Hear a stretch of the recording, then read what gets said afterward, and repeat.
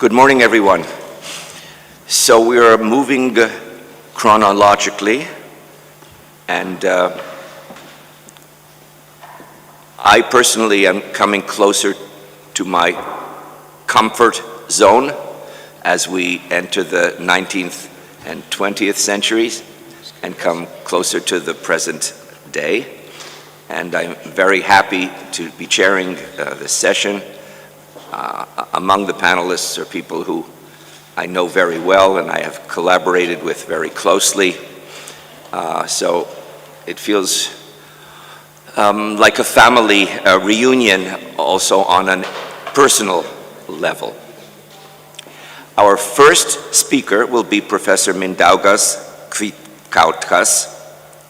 And Mindaugas is the Dean of the Faculty of Philology at Vilnius University. And he's a translator who discovered his calling walking the streets of Slobodka and seeing writing on the wall. He saw writing on the wall and asked what the writing was, and someone told him this was Yiddish. And he asked what Yiddish was, and he was told this was the language spoken here once upon a time by the Jews. So that is where his journey began, and it's been quite a journey. So he will be speaking today about the Yiddish avant-garde group Jung Vilna and Vilnius University, separate or interconnected worlds. Hello to everybody, and thank you, dear David. I hope the online participants will be able to see my slides. I'd like to share them now. I've got several slides just to illustrate some of my points.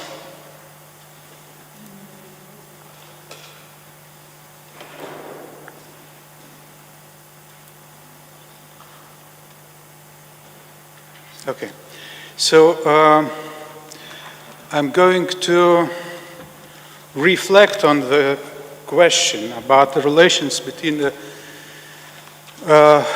most important center of Yiddish avant-garde at modernism, Jung Vilna, and its relations to Vilnius University artistic and intellectual sphere, in particular the major avant-garde, Polish avant-garde group, Żagary, which was another center of a modernist and avant-garde literary life in Vilnius of the interwar period.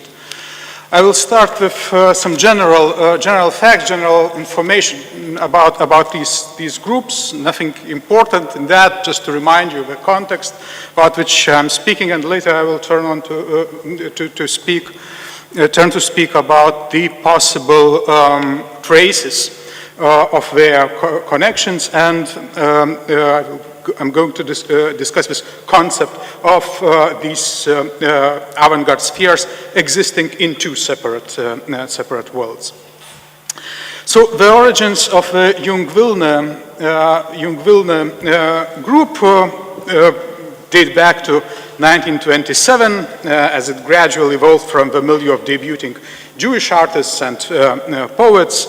In October 1927, the first exhibition of the work of 8 young Jewish painters from the synagogue courtyard to Glazier Street, von Schulhof bis Glazergasse, Stiklu Street, was opened, and this exhibition was organized by the famous avant-garde photographer Moshe Vorobeychik Moiver, whose retrospective exhibition actually is opened today at the Warsaw Museum. The key idea of this first 1927 exhibition, as Justin Camus has written, was the junction of radical modernization and local Jewish tradition, which later became the core of Jung Vilna group identity. The public debut of the group, Jung Vilna, took place in October 1929 when the daily Vilner Tog, edited by literary critic Zalman Reisen, published a selection of their literary texts under the general title The March of Jung Vilna into Yiddish Literature, der Der Rheinmarsch von Jung Wilne in der jiddischer Literatur. Now, the group, as you well know, included such writers as Chaim Grade, Kaczerginski, Lazer Wolf, Elchonen Vogler, Moishe Levin, and Avram Sutzkever, and visual artists, such as Benzion Michtom, Uma Olkenicka, Shane Ephraim, and Rochel Sutzkever, and in total about 30 writers and artists were associated with the group's activities during its existence, which can be traced even until the destruction of the Vilna ghetto in 1943. Jung Vilna was a group of the late avant-garde of the 1930s. Therefore, it was quite heterogeneous in its style. It did not represent any particular movement, be it futurism, expressionism, surrealism, or constructivism, or anything else. And their work syncretized different features of modernism and the avant-garde, although the stylistics of leftist expressionism, social rebellion, and catastrophism prevailed, and sharp social criticism was often implicit behind the grotesque visions and linguistic experiments.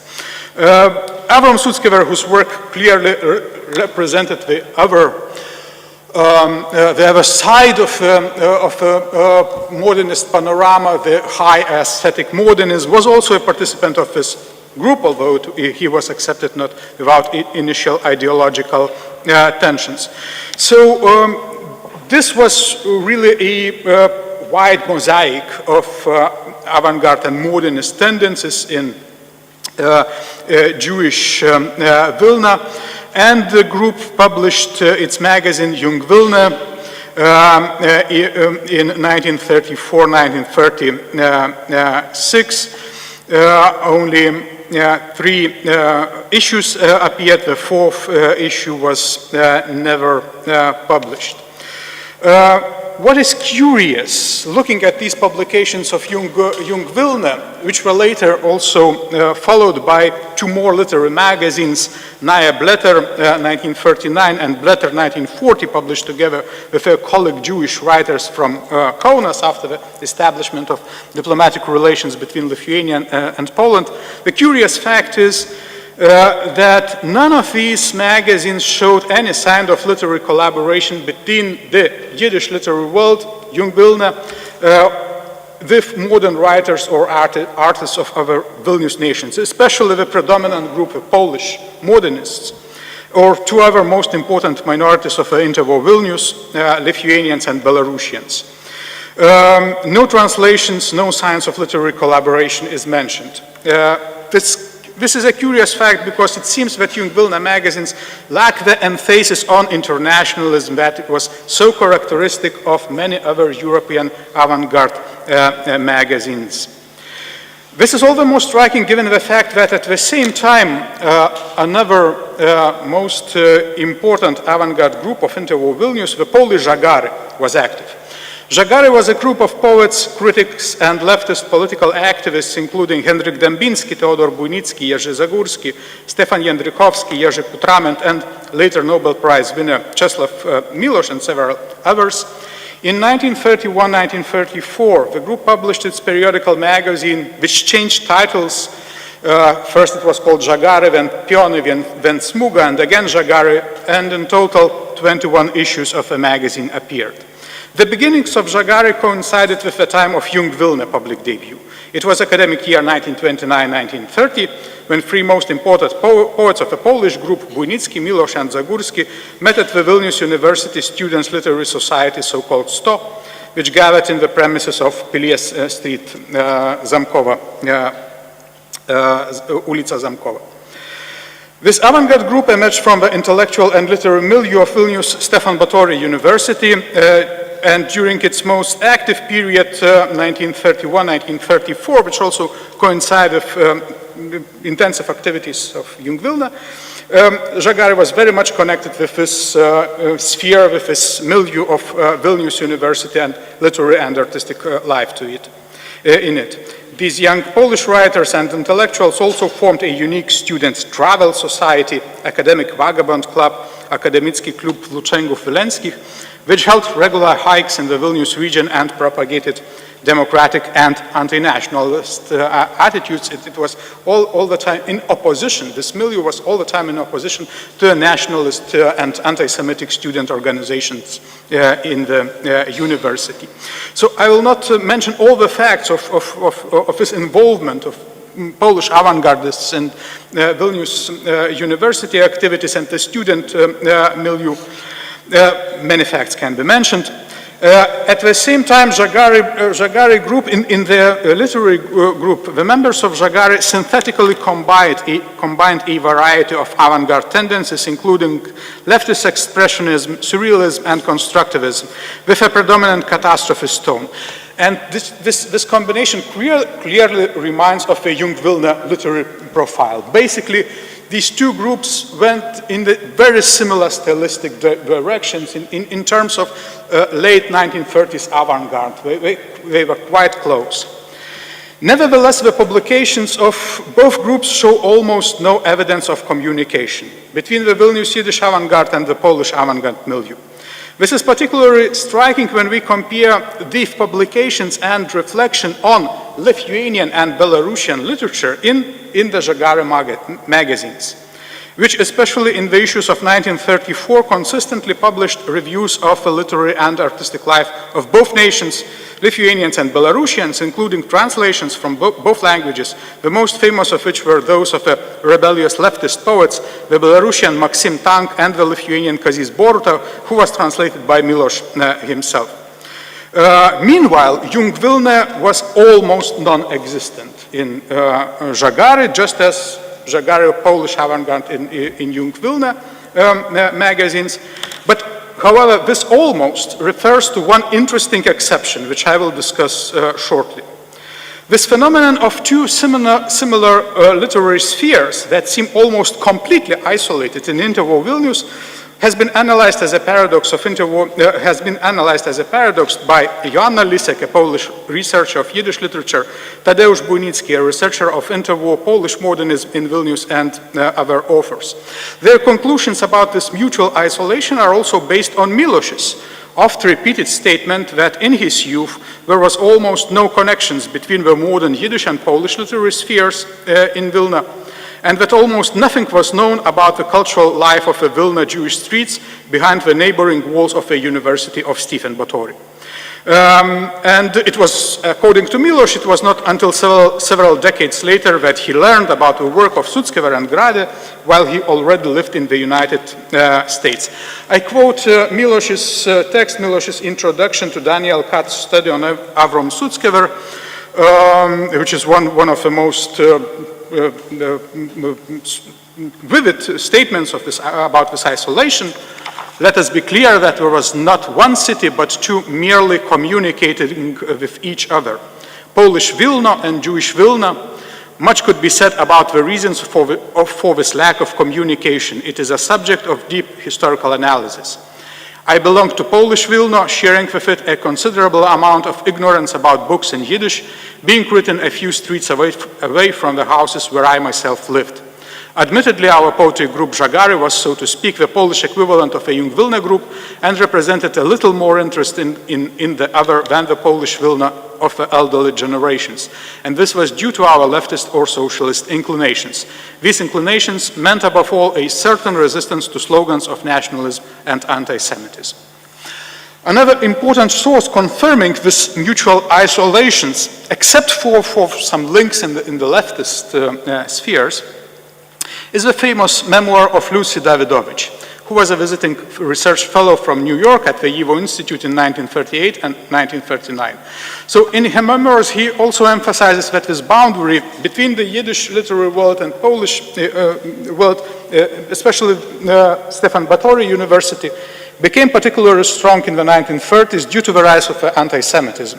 And it was especially, anti-Semitism was especially spread by the right-wing nationalist Polish student organizations, which were connected to the National Democracy Party, and that's so-called. Indeed, the violent anti-Semitic riots repeated in Vilnius in 1931, 1932, 1934, and especially the major riots took place at the turn of 1936, 1937, as well as the introduction of a bench ghetto due to the demands of East nationalist student organizations at the end of 1937. These phenomena,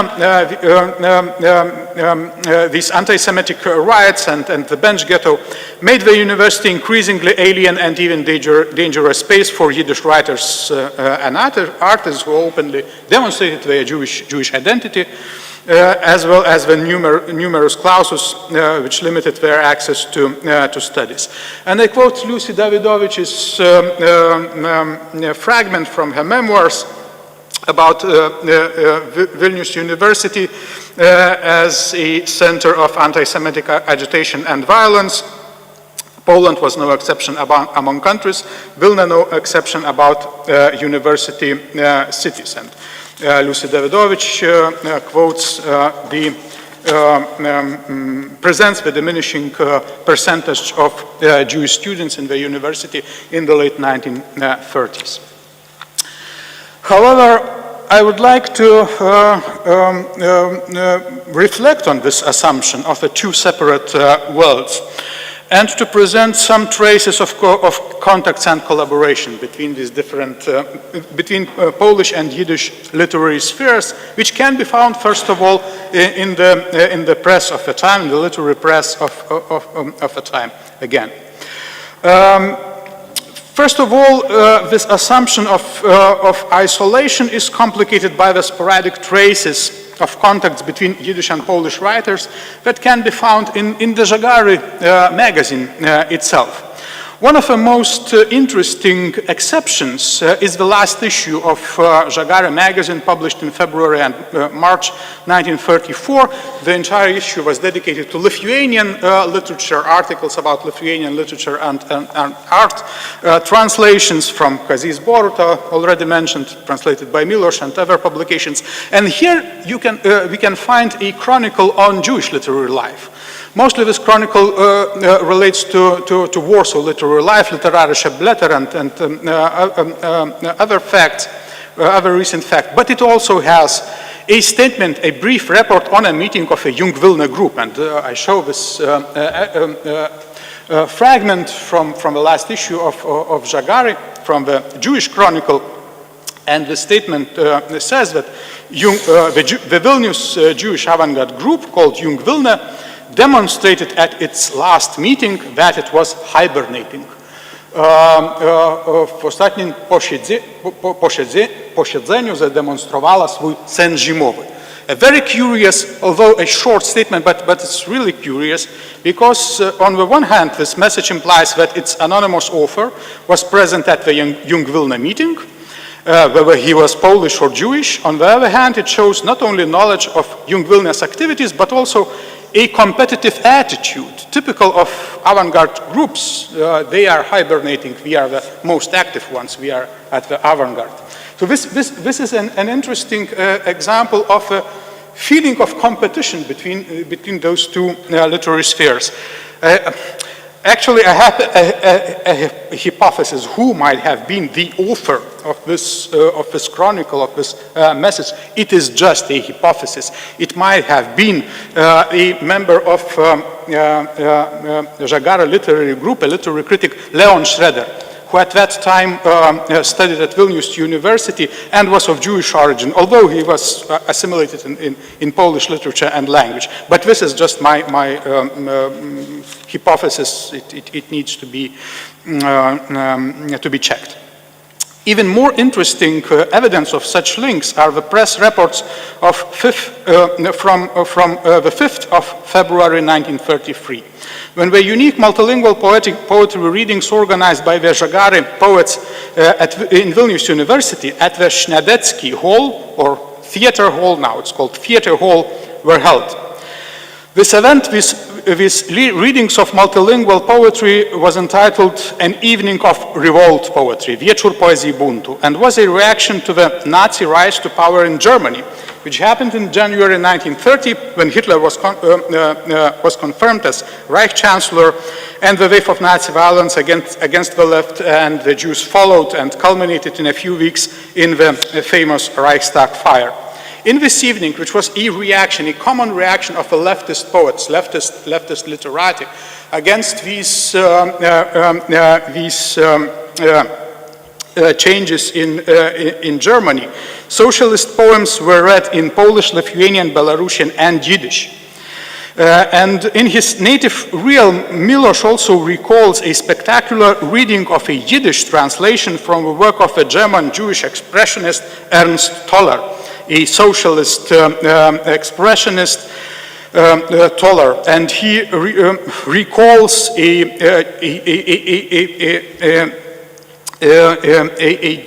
Jewish person reading this Yiddish translation of Toller. I quote Milosz: "A small tailor literally magnetized the whole hall, packed as never before, by turning one Yiddish poem of Ernst Toller's into a rhythmic dance." Who might have been this figure who, in a rhythmic, ecstatic dance, read Toller in Yiddish in the university's theater hall is an enigma. I don't know. There are some mentionings that this might have been a member of Bund, somebody from the Bundist organization, but this might also have been a member of Jung Wilne as well, which was famous for its, some of their poets were famous for their recitals, for example, Laser Wolf.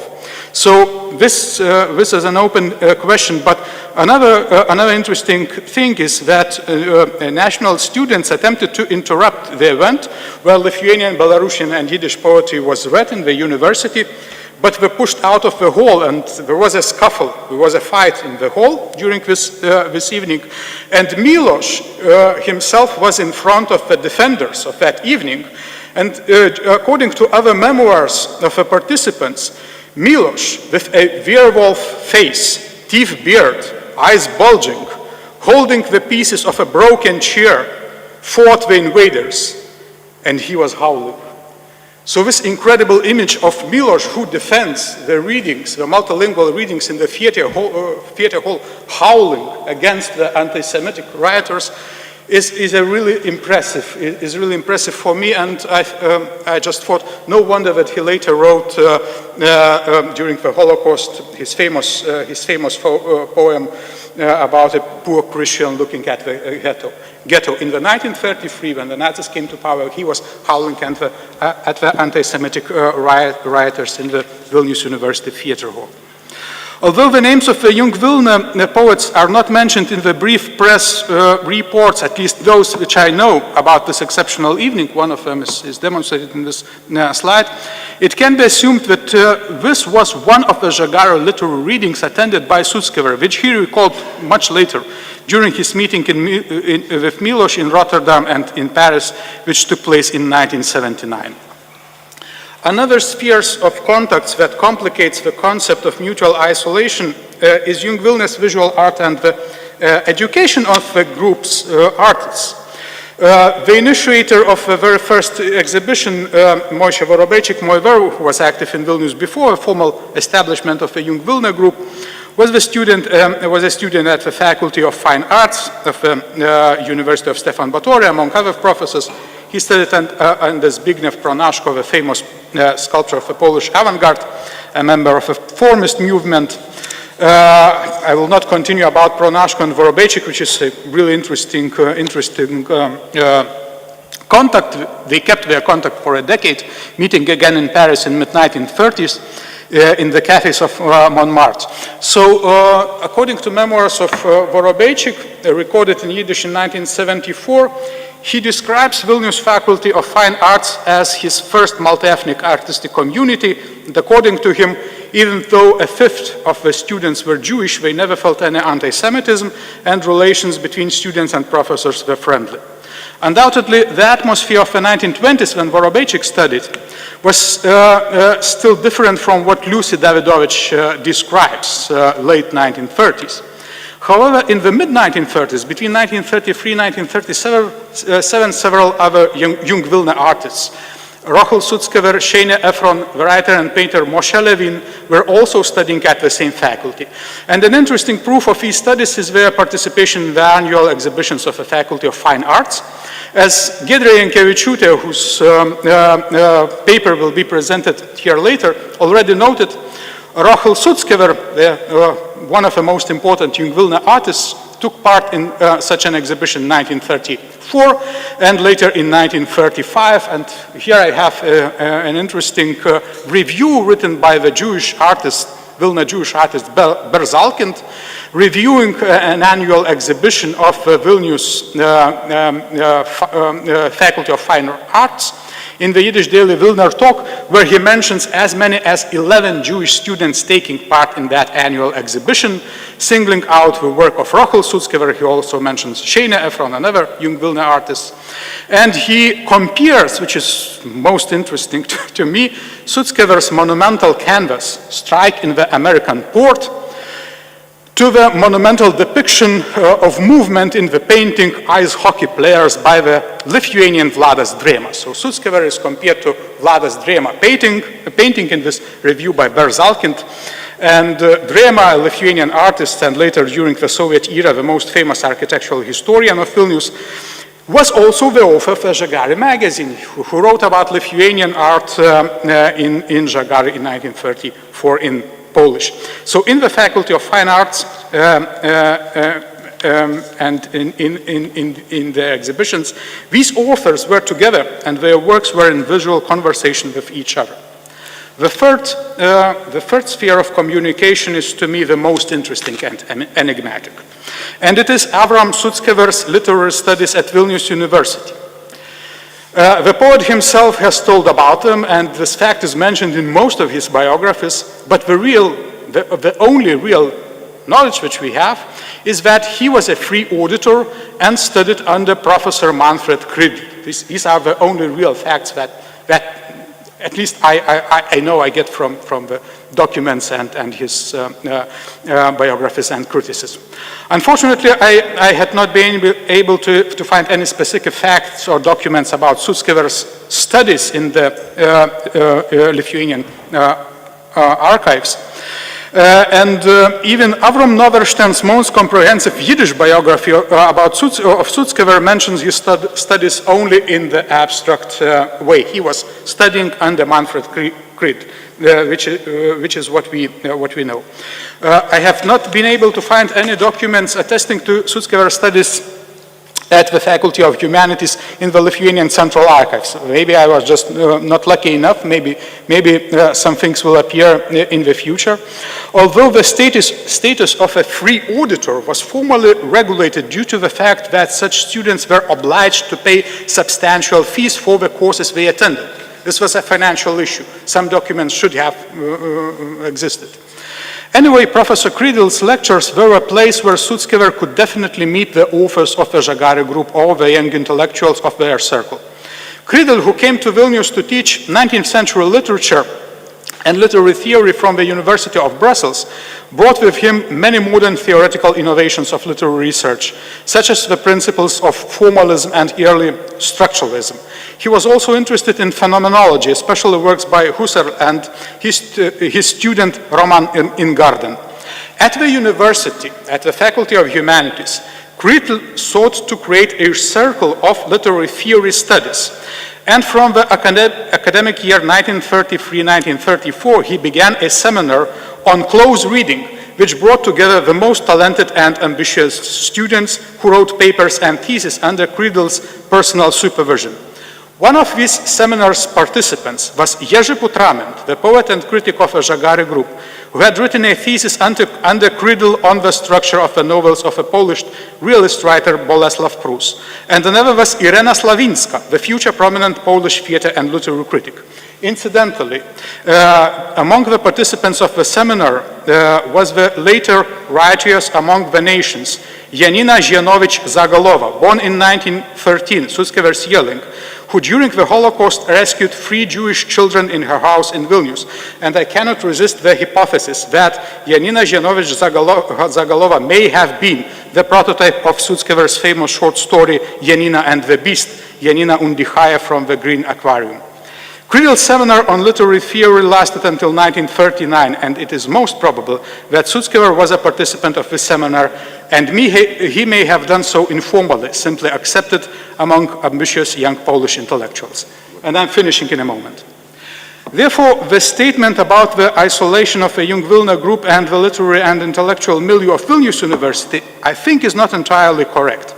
At least 3 spheres of interesting contacts and cultural exchange can be distinguished. The political circles of leftist and anti-nationalist youth, the leftist youth, these studies of visual arts at the at the Faculty of Fine Arts of Vilnius University, and the emerging school of modern literary theory, including structuralism at Vilnius University. In the context of the rising nationalism and anti-Semitism of the 1930s, this is quite a lot.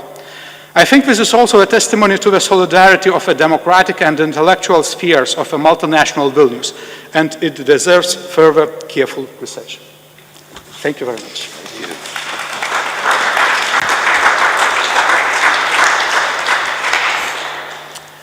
So our second speaker will be Sole Viljonaite. It says here that she's a graduate student at Vilnius University, but really she's much more than that. She's a seasoned... I get a long obligation of President of the Academy of Science and Analysis. Thank you for your presentation. It's a small program.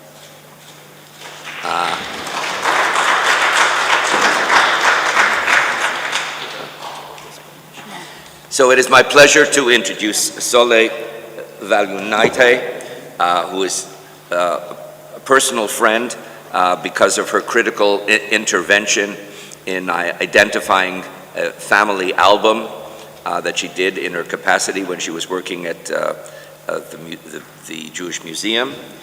Today she will be speaking about unknown soldiers, women in the politics of Doikait in interwar Vilnius. I just want to mention a personal note. My father, who was a student here in the 20s, remembers Anna Rosenthal walking at the head of every May Day rally through the streets of Vilnius.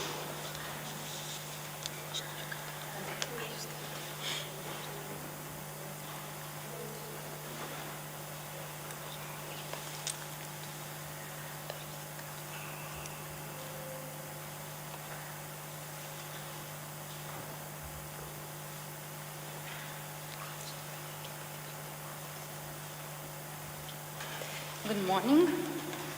Good morning. The title of my presentation is borrowed from the article Frauen gestalten Bund, Female Figures in, Female Figures in Bund by already mentioned Bundist Anna Rosenthal. When writing about her fellow Bundestaibele Zeldorf, Rosenthal concluded, I quote, I don't know why my slides are moving without my control. Such girls were in every city. Who remembers them? These are the unknown soldiers whose names the history did not even register. End of quote. The goal of this presentation is, I think I will just speak without it because, or I will, yeah. The goal of this presentation is to look at the biographies of some of the political activists in Vilna, more precisely into activities of women who supported the concept of Doikait. In some cases, the political affiliations are unclear, and I will focus on those who worked to improve the life of the Jewish community in the diaspora. One of the goals of political activity is participation in electoral politics.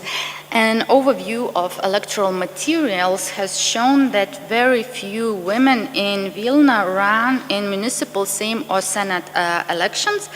For example, in municipal elections to the City Council in 1919, Allgemeiner Jiddischer Wahlkomitee, the United Jewish Election Committee, lists educator Fruma Komissarova as the only woman candidate.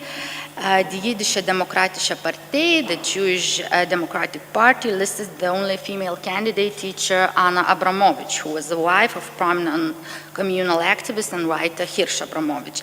And Anna Abramovich was at the very bottom of this list. Although there were very few women candidates included in the list of parties, they often addressed women voters. In general, most parties stressed help for mothers and children and promised to improve the situation of Jewish schools as an attempt to attract women voters. In some cases, candidates printed leaflets or posters addressing women without any specific program of how they would improve women's situation, but they urged them to vote, as the vote was very important to ensure enough votes for the Jewish candidates. In this context, where women were seen more as voters but not as suitable candidates to run for the elections themselves, a rather unique case was the Frauenliste, a women's list formed by Vilnius Jiddische Frauenverein, Jewish Women's Union, for the municipal elections of 1927. On the top of this list was the head of the Women's Union, educator Tatiana Epstein, and Women's List published a very interesting pamphlet, Freud zu die Wahlen, Women to the Elections, where it was explained that although the times have changed and in general it is already accepted that women are also people, women have already got voting rights, but according to the authors of this pamphlet, men were pleased about women's voting rights only because they assumed that they belonged to them, that these votes belonged to men. The pamphlet also explains that Women's Union was forced to form its own list because existing parties rarely included women on the list, and if they did so, women were usually at the bottom of it. This pamphlet also notes that there is only one party that agrees to include a very few women, and from the context, it is clear that this mentioned party is Bund. And Bund did indeed try to attract the votes of worker women, and it might have been the reason why it attacked the women's list, most probably seeing as their competition for the votes of working women. But the women's list stressed that they would represent all strata of the Jewish society. This was another reason for the formation of a separate women's list. Women's Union criticized traditional parties for usually representing a very narrow stratum of the society, and therefore, according to this pamphlet, there was a large group of unrepresented women in the society. The goals of this list was very similar to those of Women's Union. They promised to help women in various spheres, to establish nurseries for children of working mothers, to provide women opportunities to acquire professions, for them to become economically independent. The women's list also stated that they would fight for municipal financial support for Jewish schools of all types, both in Hebrew and Yiddish. Yet another reason to form a gender-based list, although unnamed in the pamphlet, might have been the frustrations of women who tried to run for earlier elections on list of the traditional parties.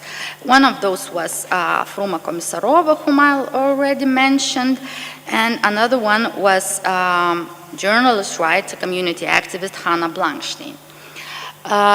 It seems that Hannah Blankstein was the most prominent woman among the folkists, among the diaspora nationalists in Vilna. If we speak about women in this party, she was born in Vilna in 1867 into a well-to-do family. She studied at universities in France and in Germany. Blankstein was married and divorced twice and came back to Vilna in 1922 after the end of her second marriage. She joined Dubnov's Volkspartei in 1917 while still living in Kiev, and upon her return, she joined the Poland's Volkspartei here in Vilna. The same year when she returned to the city in 1922, Blankstein ran for Polish Sejm as a candidate of the Folkists. And in her election campaign, Blankstein stressed that other lists were actively striving to prevent women from taking part in public life and called on women to remember that womankind has always played an active role in struggle for democracy. Blankstein was a feminist not only in her political activities, she was also in the leadership of two of Vilna's feminist organizations, already mentioned Women's Union and also Freund Schutz organization Help for Women. Besides that, Blankstein, as most women involved in politics, worked in educational field. She was a member of the Vilna Committee of Schul- und Kulturverband, known as Schulkult. She was born on Vilna Technicum, and in 1939 she ran for the elections for the last time. At this point, she was already disillusioned with the diasporist ideas, and she ran on the Zionist list. She passed soon after these elections, and none of the elections were successful for her. What is noticeable when speaking about women on Vilna's political scene is that most of them were born in the second part of 19th century and belonged to an older generation. Maybe that is not that surprising in the case of diaspora nationalists or folkists, because it was a party mostly uniting middle and upper class men. However, it is rather strange in case of Bund. Women played a prominent role in this party from its establishment and through the Tsarist rule. However, it was less successful in attracting women in independent Poland. Historian Emma Zohar argues that during the interwar, the Jewish socialist parties, Bund and Koalition, adopted a new approach to status of a woman, and officially it seems that the parties demanded full equal rights. However, on the internal level, they maintained traditional women's roles, and Zohar calls this phenomenon the ambivalent gender equality. To attract more women in 1925, Bund established Jiddischer Arbeiterfrau, known in its abbreviation JAF, a Jewish worker women organization. It was headed by Vilna-born Sheine Feigl-Shapiro-Michalevich, known as Dina Blond, who was married to prominent Bundist Benish Michalevich. Nevertheless, the organization failed to gain momentum and to attract a larger membership among women. For example, in mid-1935, Vilna's JAF had only around 100 members. However, other Bund organizations were more successful in attracting female members. One of them was Zukunft Youth Organization. Polish historian Magdalena Kozłowska noted in her research that the leaders of Zukunft, predominantly male, adopted a strategy to teach young female members about the women heroes of the past. The lives of female revolutionaries, political activists, speakers were presented to organizations' members at various meetings and in organizations' periodical press. Among these female heroes were also established women Bundists, and one of them was Anna Rosenthal from Vilna.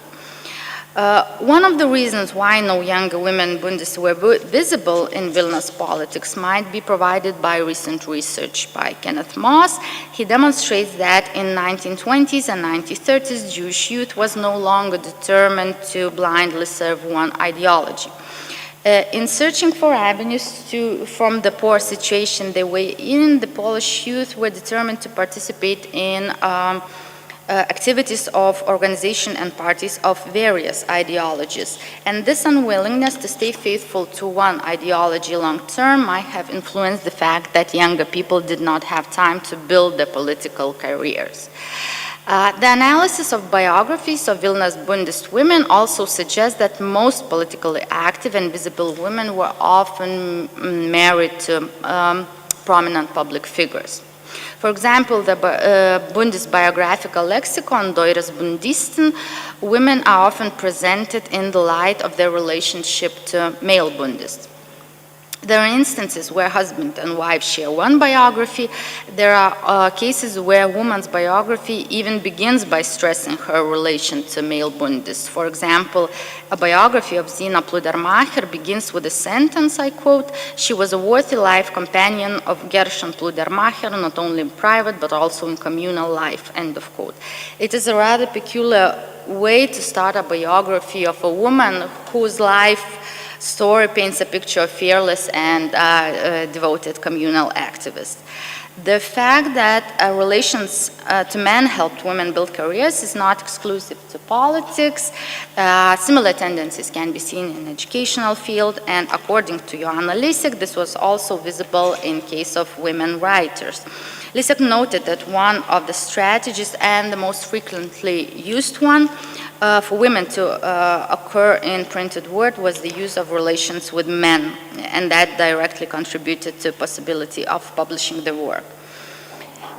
Vilna's politician women noted this too, maybe unconsciously, writing about the early years of Anna Rosenthal's political activism in the workers' movement. Dina Blond noted that exalted young girls who wandered around with their heads full of idealistic dreams have often failed to prove themselves useful when faced with the difficult challenges of fight. Blond explains that this apparently was the reasons why the leadership was not in a hurry to include these girls in the core structure of the movement. Blond then tells of Rosenthal, I quote, "And who knows how long she would have gone around with her dreams and with her young and exhausted energy, which was striving for work, if not her acquaintance with Pavel Rosenthal. The door to heroism and struggle burst wide open for Anna," end of quote. Anna Rosenthal's career is one of the great success stories of Vilnius women in politics. She was born in Volkovysk in Grodno Gubernia in 1872. She came to Vilna in 1890s to study. She studied with the father of Bund, Arkady Kremer. He was unwilling to include her into the illegal movement. As already mentioned, her political activism began after her acquaintance with her future husband, Pavel Rosenthal. Pavel Rosenthal at the time was the head of the Jargon Committee, an organization that published Yiddish literature for Jewish workers. At some point, Pavel Rosenthal had to leave to finish his doctoral studies, and Anna Rosenthal took over his position as the head of the Jargon Committee. Both Rosenthals were arrested on several occasions. They spent some time in Siberia. They also spent a few years in Bialystok, where they played a prominent role in formation of the Bund organization there. And they returned back to Vilna in 1921. Here, Anna Rosenthal was a member of the party's Vilna committee. She became a manager of Peretz Evening School. She worked a lot in the field of education. She was one of the initiators of medical supervision for school children, was involved in the establishment of nurseries. Rosenthal was a member of CBK and Shaw school networks. She was very involved with the Bund youth organizations. And was on the central board of YAF, women's organizations. Rosenthal was elected to the last Vilna City Council right before World War II. After the war began, Anna Rosenthal was arrested by the Soviets, and her importance must have been noted not only by the Jewish community, but also by Lithuanians. Jewish Telegraph Agency printed a statement, I quote, "The Lithuanian legation in Moscow is negotiating with the Soviet authorities regarding the repatriation of 80 persons arrested in Vilna during the Russian occupation, among them Anna Rosenthal, leader of Bund, Jewish Socialist Party," end of quote. Anna Rosenthal was one of the most prominent and visible Bundist women. But there were others who remained active in the party throughout the interwar and yet remained far less known. One of these unknown soldiers was Rebecca Epstein, born in Vilna in 1984. She was active in Bund from the beginning of 20th centuries. For a period of time, she was a member of Bund's Vilna Central Committee. In 1904, Epstein was heavily involved in an attempt to free her fellow Bundist political prisoners. After various attempts failed, the prisoners announced a hunger strike, and Epstein organized a petition of the families and marched with it to the Vilna governor, Graf Paland. According to Hirsch Abramovich, these events elevated the popularity of Bund in the city, as well as popularized Rebecca Epstein and other women involved in these events. Epstein remained active in Bund throughout the interwar years. She worked a lot in educational field. She assumed duties in movement of professional unions and was a member of YAF Women's Organization. Most early Bundist women spent the interwar years dedicated to educational work, and although they supported the ideas and goals of Bund, they did not take part in party's activities. This was the case of mother of Bund, Patti Kremer, also Manja Grossman, one of the creators of secular Yiddish schools in Vilna, also Zina Pludermacher, Chaya Soria Stupel-Cohen, and others. Educational work cannot be taken as simple communal activism, as it was intertwined with political ideologies and had strong influence on young people. According to Harriet Davis Cram, the interactions of middle class women who had acquired some level of formal education and working class women evolved into cohesive revolutionary educational system which supplied the workers' movement with leadership throughout its legal existence from the end of 19th century to 1917. For example, Vilna-born Zhenya Gurevich was a teacher of the most prominent theoreticians of Bund, Vladimir Medem. Although very rarely seen in the ranks of leadership of Bund, women did influence and inspire younger generations. In the book about her father, painter Nachman Libeskin, his daughter Annette Libeskin-Berkowitz told the story of how her parents chose a name for her, and once she was born, her father already knew that he wants to name his daughter in honor of one of his heroes, brave Bund leader Anna Rosenthal. So she was named Annette. To conclude, I have to conclude that although male politicians understood how important it was to attract women into the ranks, more often than not, it was because women were keen educators, disseminators of political agenda, and voters. During the interwar, women were still not accepted as equals, were rarely given leadership roles in parties, political movements and organizations. Women still struggled to be taken seriously in electoral politics. However, they contributed greatly to educational field. They worked with the youth organizations and were presented as contemporary heroines, which, as we have seen, led to small but meaningful examples of how they inspired young people. Thank you.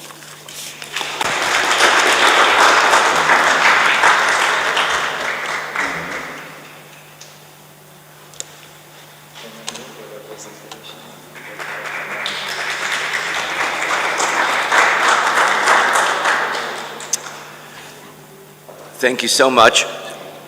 If you have your cell phones out, you can type in the name Hannah Blankstein, and you will discover that a collection of her short stories has just appeared in English translation called Fear and Other Stories, edited by Anita Norwich.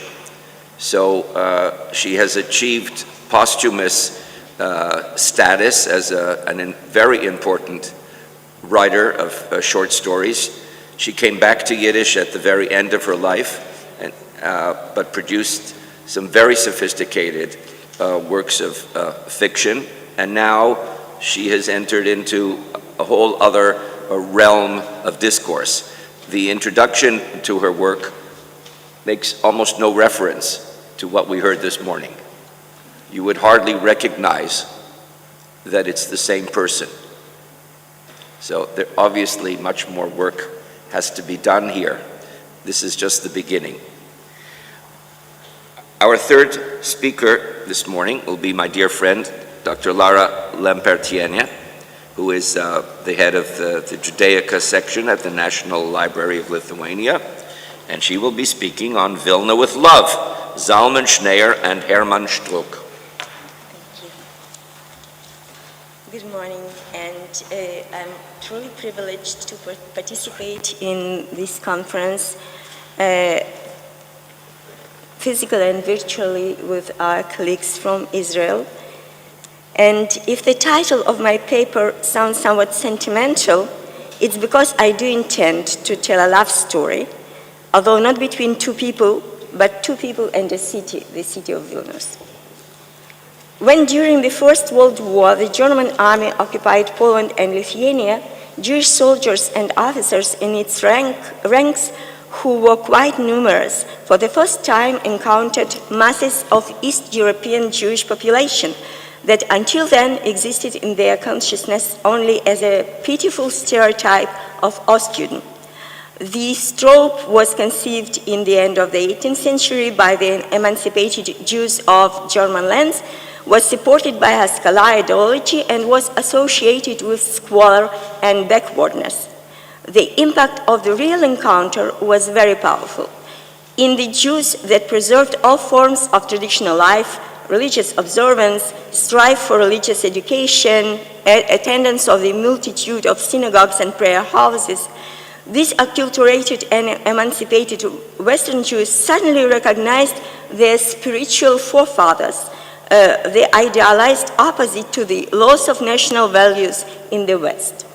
This reaction was similar to the tendency of acculturate artists of Jewish descendants of the late 18th and 19th century in the West and later in Central and Eastern Europe to look back at the way of life they long left behind and depict it in a bucolic and exoticized way.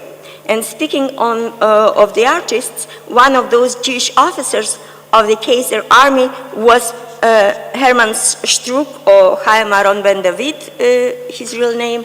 Now, could I take a moment to share my screen? Of course not with the help.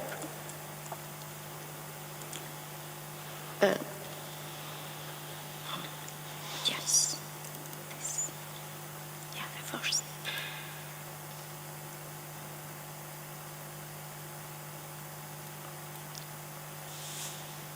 I hope you see this. This is his photo during his stay in Lithuania. An artist who by then already made for himself a name in Germany. In 1915, as a German patriot,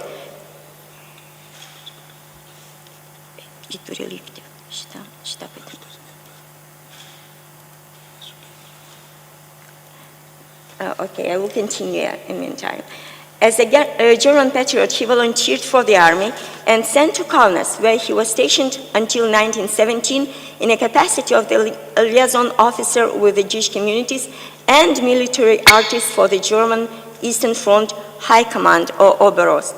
He was awarded the Iron Cross First Class and promoted to an officer for bravery, and in 1917 he became the referent for Jewish affairs for the Oberost.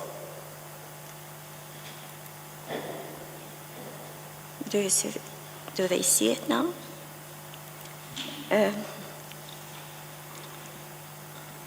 Dear remote participants, do you see the slides?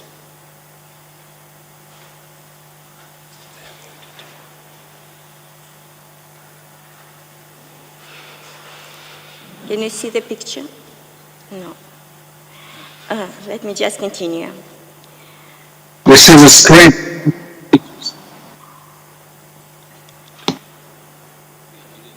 They do.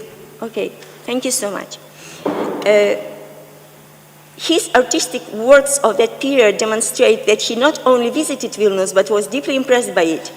The impact made itself shown in Struk's works of this period, namely an album, Skizzen aus Litauen, Weißrussland and Kurland, printed in 1916, with a text by Herbert Eulenberg, also an officer, and especially das Ostjüdische Antlitz, the face of the East European Jewry, published in 1920 with the text by Struk himself and Arnold Zweig.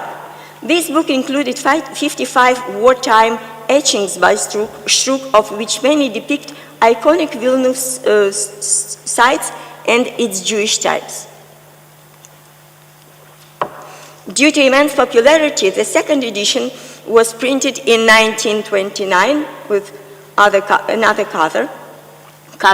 The reason for such popularity being the discovery of the authentic Jews that populated Eastern Europe. While Struk, his German Jewish co-authors, as well as readers, were outsiders who fell in love with East European Jews precisely because of their otherness. The Hebrew and Yiddish writer Zalman Schneer, on the right here, originally Zalman Zalkin, was a part of the same community. He was born in a typical Litvak shtetl of Shklov, so his stance towards it, as would seem, should differ. However, already in his early youth, he, like many other Jews of the Russian Empire in the 19th century, distanced himself from the traditional way of life and began his own way of emancipation. In 1900, he went to Odessa and later to Warsaw. In both places, he entered the milieu of secular Jewish literati and artists who, while cherishing Jewish classical heritage, were dedicated to European literature and art. At the same time, Schneer never rejected his familial legacy. So, for him, a short sojourn in Vilnius, 1904 to 1906, when he worked at the Hebrew daily Azman and published there his poems and short prose, and this is precisely the photo of 1905 of his being in Vilnius. For him, Vilnius was the best of two worlds, in a sense, because Vilnius was not a small and parochial shtetl, but neither was it a secular Jewish metropolis like Odessa or Warsaw. The traditional ways of its Jewish community charmed Schneer, like a few years later they would charm Struk. After Azman ceased to publish, Schneer left for the West and never returned to Vilnius. In that regard, his experience with Vilnius was indeed similar to Struk's.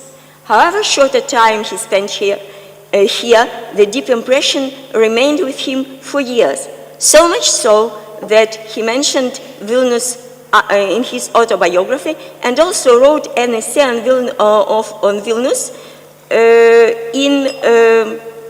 The essay was called "The Jewish Street in Light and Shadow" as a preface to Moshe Vorobeichik's Moever, of whom Professor Kvetkauskas spoke, photo book "The Jewish Streets in Vilna," and it was as late as 1931. The impression was still strong. But much earlier, in 1920, characteristically the same year as Struk's Ostjüdische Antlitz was published, already far from Vilnius in a New York periodical Miklat, let me be clear, Schneer himself was at the time in Germany, but he published in a New York periodical Miklat his main panegyric to the city of Vilnius, the poem Vilna. And in 1923, in Berlin Publishing House, a sefer that Schneer himself established in 1919 together with Shlomo Zaltzman, this poem appeared for the second time as a separate deluxe edition illustrated by Hermann Struk's etchings. This is the cover, and this is the title page. The poet and the artist met in Berlin and became friendly. And this is a portrait of Schneer made by Struk in 1922. We don't have full and exhaustive recorded history of their editing endeavor, but we do have a result of this cooperation. The book on which both are signed as authors. Also known is that it was a continuous project. The first poem publication in Iklat was already accompanied by 2 etchings of Struk, of course not of the same polygraphic quality as in the book. Both could have many things in common, Zionism among them, but one was for sure their feelings towards Eastern European Jews and especially Jews of Vilnius.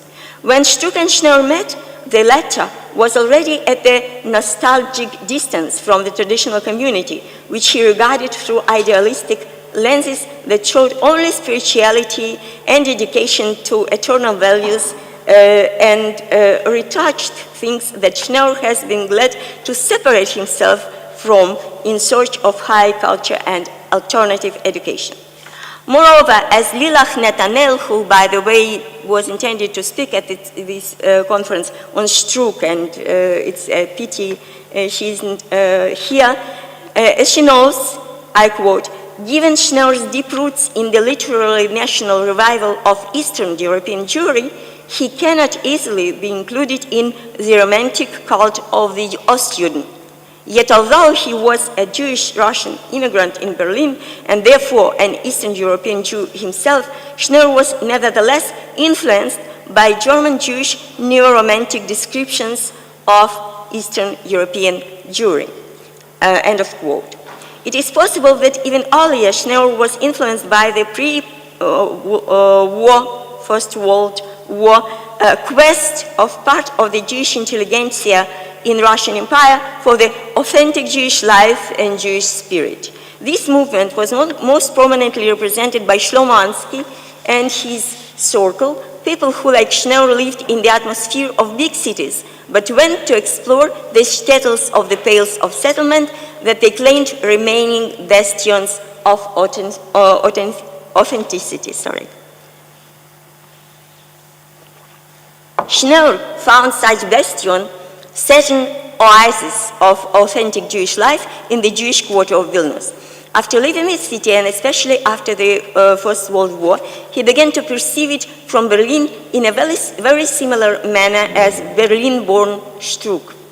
And so it is not surprising that among Struk's etchings, they easily found those that illustrated very fittingly, sometimes literally, Schneer's text, in spite of being created independently from the poem and earlier, mostly in 1916, during Struk's stay in Lithuania. In the book, the stanzas are numbered and the etchings signed by the numbers of the lines in the poem. The enumeration of stanzas is a known feature and in editions of epic poetry, with which Schneer was, of course, acquainted. But in this case, the enumeration alludes rather to the printed editions of the Torah, especially seeing that numbers are presented through the Hebrew letters, characteristically for editions of classical Jewish texts. This allusion is strengthened by the printing type that paraphrase the handwritten script and ornamentation of Jewish manuscripts, mainly Torah scrolls and prayer books. The very name of the publishing house, HaSefer, directs one to the HaSefer, the Sefer of Torah. Not only the form of the book, but the language style aspires for the higher register of the Jewish writing culture.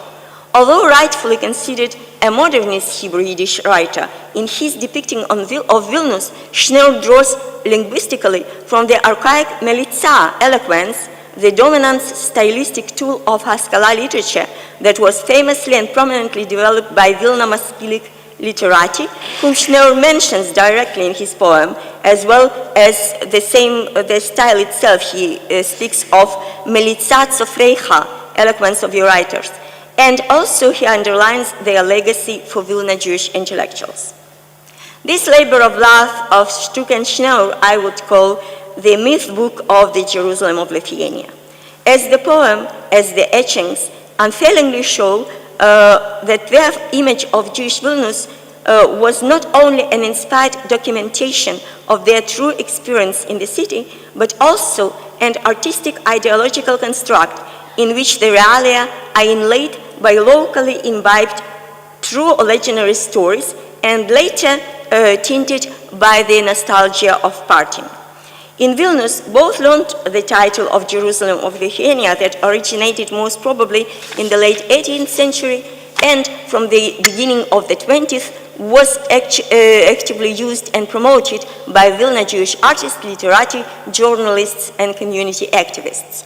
In Struk's etching used for the book, but created, as we remembered, separately, a reader sees not only portraits of people whom he met, but also the image of the Vilna Gaon, his his mausoleum at the Jewish cemetery, a tree that, according to the legend, grew on the grave of the righteous proselyte Valentin Potocki. And the poem, created again independently, reminds a brief Vilna Jewish history with its important events and prominent personalities. Along with the same Vilna Gaon and Potocki, Schneur includes in his Jewish Vilnius Alley of Stars, if you will, the cantor Joel David Levenstein-Strashunsky, the charitable woman Deborah Esther Helfer, the head of the Rome publishing house Deborah Rome, the poet Michael Gordon, Maskilic writers Kalman Schulman, Yoshua Meizach, Abraham Mapu of Kaunas, of course, but published by the same Rome publishing, the prankster Motke Chabad, and others.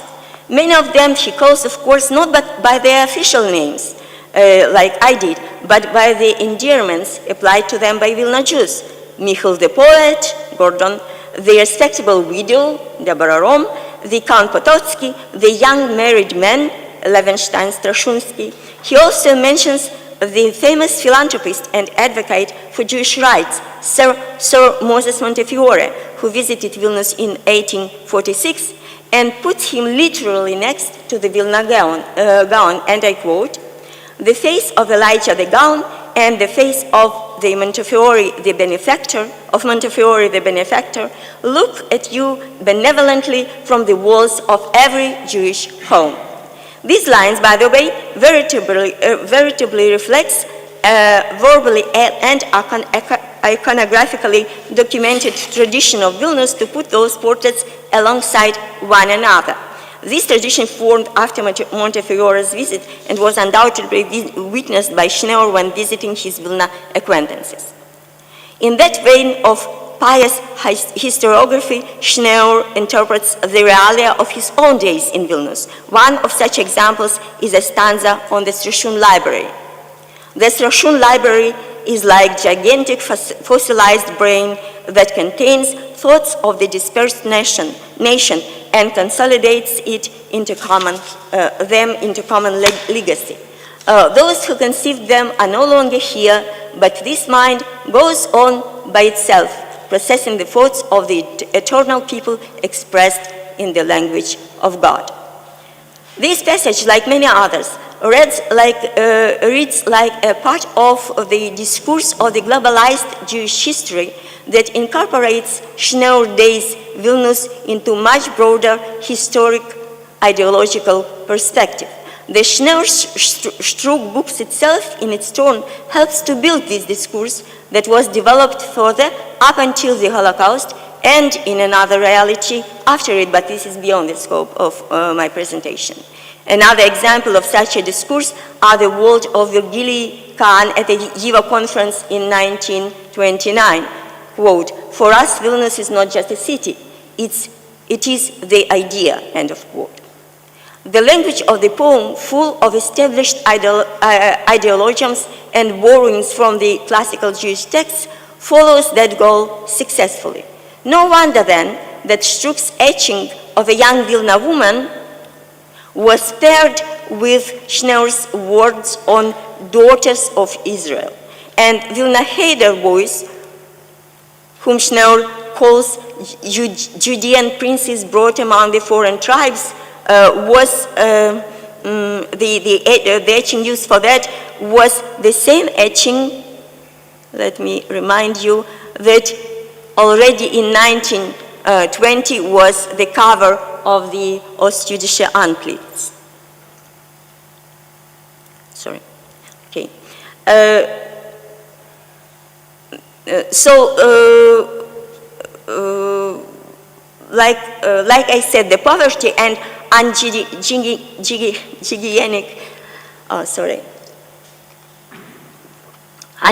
conditions of Vilnius Jewish quarter, unhealthy pallor of its inhabitants that were described in many a memoir, Jewish and non-Jewish alike, and were definitely witnessed by the authors of the book, are presented by them less than facts and more like parable of rejecting the material to concentrate on the spiritual. Like it was in the description of Heder Boys, or in stating that even Vilna water carriers, of course the poorest and socially lowest stratum of the community, and I quote from Schneur, draw from the source of the Torah giants. End of quote. And you know, it could be even factually correct, because those people could participate in some study group in one synagogue or another, but not to the extent to study the giants of the Torah, of course. It is worth mentioning that the book presents some non-Jewish but famous Vilnius sites: the hill of Gediminas and its legends, the gates of dawn, albeit in a negative light, and also the wonderful town of Trokai and its Karaites, whom Schneur presents in his characteristic romanticized way, using the metaphor of Ruth from the book of Ruth.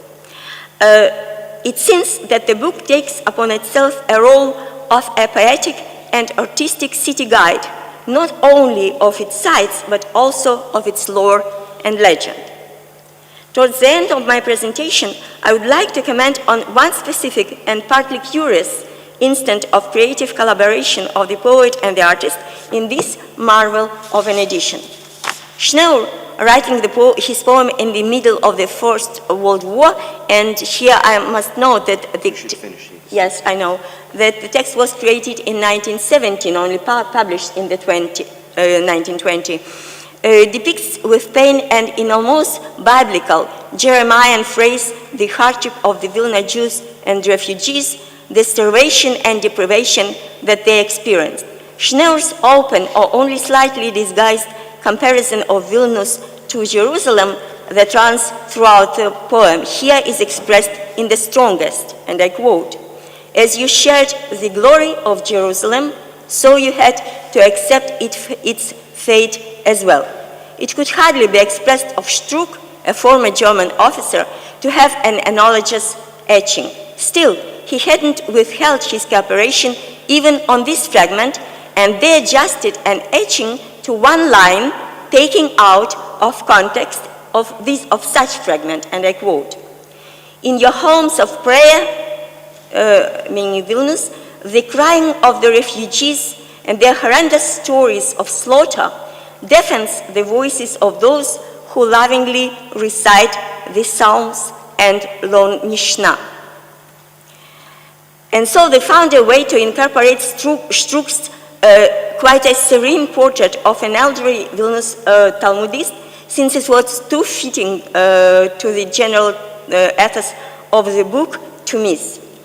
To conclude, both Struck and Schneur, who loved Vilnius in spite of their short contact with the city, added, and I would suggest did that rather intentionally, to the creation of the glorious myth of Jerusalem of Lithuania and to its perpetuation, because they held Jewish Vilnius in such high regard that in their eyes it deserved being elevated on a pedestal to be preserved in eternal memory. Thank you very much. Thank you.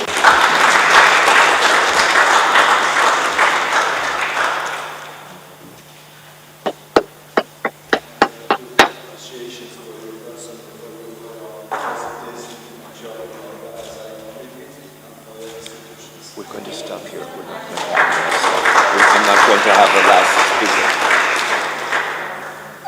I'm going to take the privilege of the chair and stop the session here. Our last speaker is not able to appear.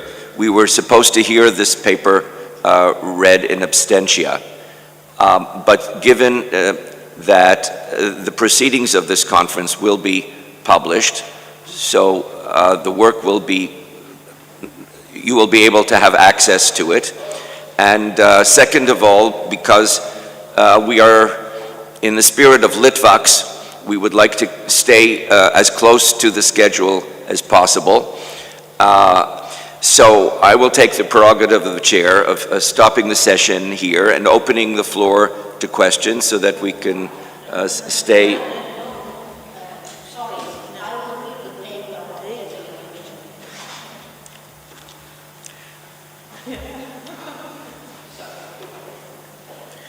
We will then hear the paper of Jedrzej Jankiewicz, read to us by Laima Lautskaite.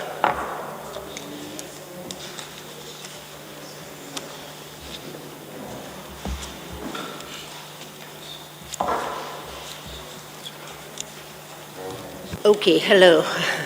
I'm Laima Lautskaite, and I shall read the paper of my colleague Jedrzej Jankiewicz. So, with the voice of my colleague Laima Lautskaite, I would like to congratulate the participants of the conference and thank the organizers, and regret that I was unable to attend in person.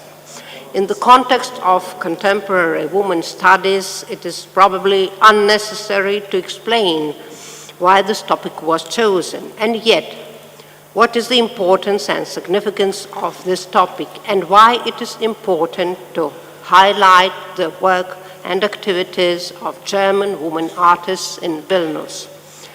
To answer, I will draw on my fresh experience of reading my colleague Laima Lautskaite's essay on interwar Jewish art in Vilnius in the catalogue of the exhibition Vilnius, Vilne, 1918-1948, One City, Many Stories, curated by Andrzej Szczerski and myself. The exhibition was shown at the National Museum in Krakow and will open at the National Art Gallery in Vilnius very soon.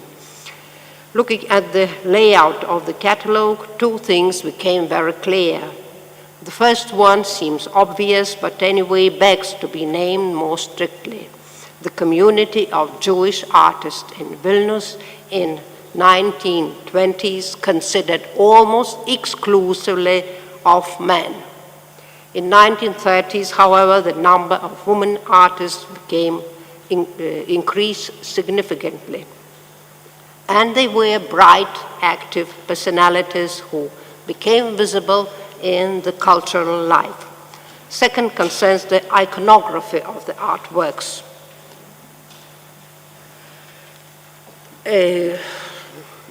Laima insisted that Bert Salkin's postcard courtyard with two exits from the serious Jewish ghetto in Vilna from 1927 should be included in the exhibition catalogue as an iconic image, without which it is impossible to talk about the image of Jewish Vilna.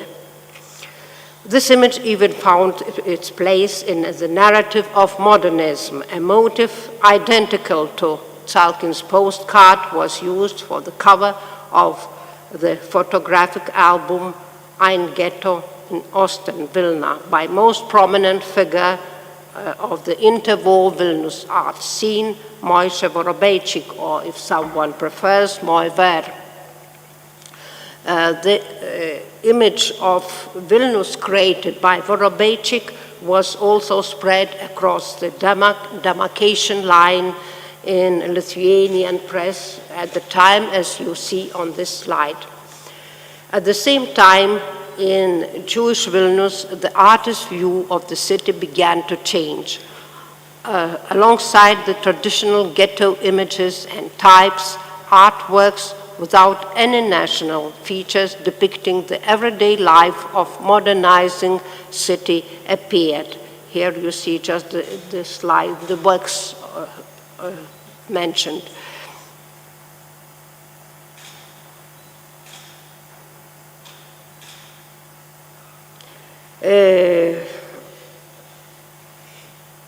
All these works were made exclusively by Jewish woman artists.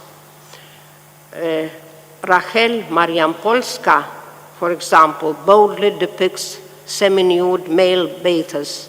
Most probably it was an educational exercise. There were more similar compositions in Vilnius printmaking at the time. For example, the early work of Polish male artist Józef Sękalski. However, if this similarity is due to the educational program of the Faculty of Fine Arts at Stefan Batory University, we can still speak of the universalization of Jewish art. There are even manifestations of Japanism in Jewish art, such as in this picture by Fana Lev, engraving of a fishing scene. The search for ethnic specificity was significantly reduced. An exception was the activity and art of Young Vilna group. The relevance of the topic of this presentation is based on the marked increase of the number of Jewish women artists and growing importance of their work in the cultural life of Vilnius in the 30s. Both circumstances signal the modernization of the Vilnius Jewish community and the accelerating phase of women emancipation. Moshe Vorobeichik was just mentioned. Undoubtedly, he is the most famous interwar Vilnius artist. After his recent solo exhibition at the Pompidou Center, he became even more known figure on the global avant-garde. His case is a big contrast with Jewish women artists from Vilnius. For a long time, even the names of Rosa Sutskever and Sheina Efron, who belonged to the most famous artist group in Vilna, were almost unknown. But now, one by one, we are discovering Jewish women artists.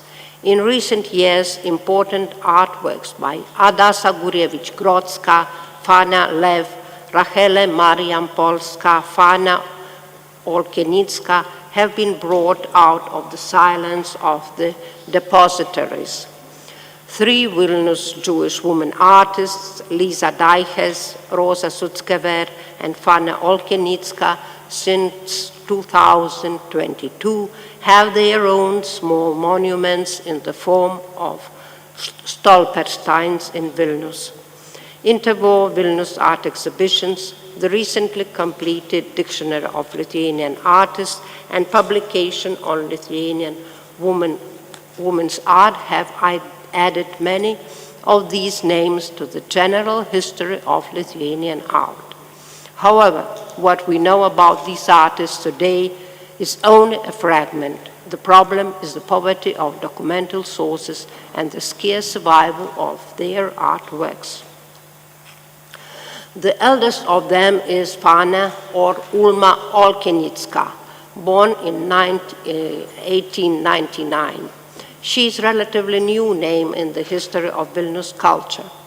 Historian Cecilia Busnitz reproduced Olkenicka's constructivist style collection voucher for the construction of the Ivo new building and on the cover of her monograph, Ivo and the Making of Modern Jewish Culture.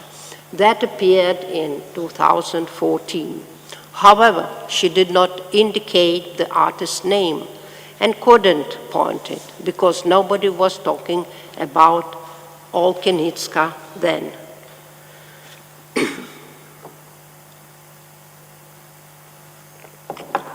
Together with Lara Dempertiene, we were staging exhibition The Ivo in Vilnius, The Rise of the Legend, dedicated to the 19th anniversary of this institute in 2014.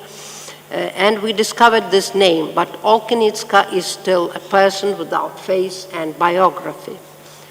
Fana, or Ulma, laid down her career to Ivo.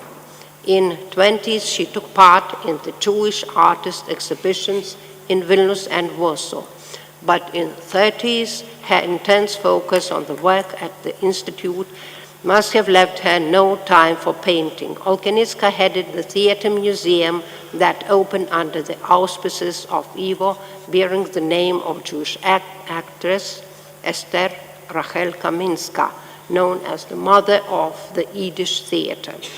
The core of the museum's collection consisted of exhibits gifted by the family of the actress who died in Warsaw in 1925. It is in the year when Ivo was founded. Olkenitska also did all the design work for the Institute. Probably she designed the logo of the Institute. When Olkenitska's name started to emerge, her biography gradually became known, and a small corpus of her works was amassed mostly from graphic design. The influence of constructivism on Olkenitska's style is confirmed in her poster commemorating the Ivo third anniversary, recently discovered in the Judaica collection of the Martynas Mažvydas National Library of Lithuania, thanks to Lara Lempertiene. Olkenitska studied in Germany, definitely in Munich and Berlin, among other cities. When and where she studied, it is difficult to say, but her talent and abilities were noticed. In the catalogue of the exhibition from the Vilnius Ghetto, organized by Vorobeichik in 1927, she was the only woman among the 8 participants of the exhibition. Around the same time, Olkenitska exhibited a landscape entitled Munich at the Jewish Art Exhibition in Warsaw. This suggests that the artist had lived in Bavarian capital for some time, perhaps studied here. A request by Max Weinreich, one of the directors of Ivo, to the Vilnius city elder preserved in Lithuanian Central Archives to issue Olkenitska a foreign passport for an internship in Germany under the preferential conditions, concerns that she was familiar with the cultural life of Germany.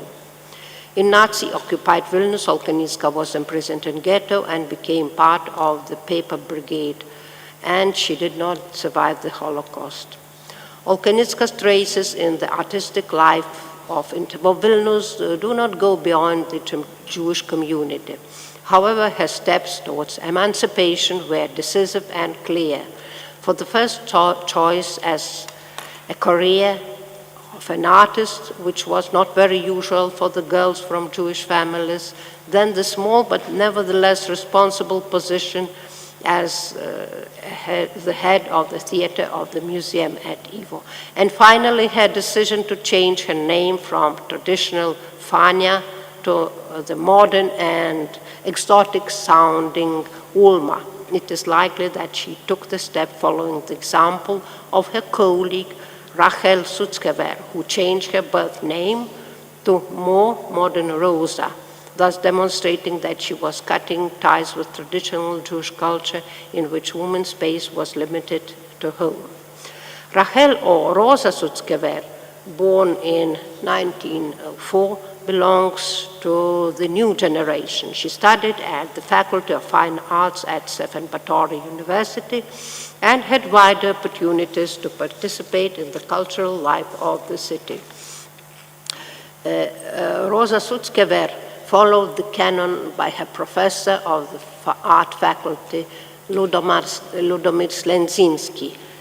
Here you see her work, and her scandalous work, Strike in the New York Docks, exhibited in Ivo new headquarters in an exhibition of Jewish art held on the occasion of the Institute's 10th anniversary in 1935, was still in Slenzinski type painting, but certainly not in the terms of the content. Approximately in the same year, Sutzkever's individual styles changed. She turned from a neoclassicist into expressionist, bursting emotions as it broke the shapes of the depicted objects, mostly human figures, and exploded in thick, quick, and nervous brushstrokes. The change in style was apparently influenced by Rosa's friendship with leftist writers, which led her to her membership on the Jungvillner group. Sutskever combined the efforts to transcend the limits of her culture with the attention to Yiddish heritage and sought to make it modern. Among 11 most active members of the group, there were only two women, both artists, Rosa Sutskever and Sheina Efron. In fact, Benzion Michtom, the third artist member of Jungvillner, designed the biggest number of the book covers of the group. However, some of the books were also designed by Rosa Sutskever and Sheina Efron. Rosa is most famous as a painter. It is quite possible that because of her expressionist manner, this artist seemed particularly close to the Lithuanian scene. Her works appeared in the almanac Neue Blätter, published by Mayer Jelin in Kaunas in 1939, which aimed to introduce Vilnius artists to the art scene of Kaunas. Jelin made contacts with some artists during his visit to Vilnius following in 1938. In his memoirs, he mentions Rosa Sutskever among the visual artists who made an impression to him. Sutskever distinguished herself in the Vilnius art scene, for example, in December 1938, when she held a solo exhibition. Very few artists would commit to that, and the number of solo exhibitions in the interwar period in general was very small.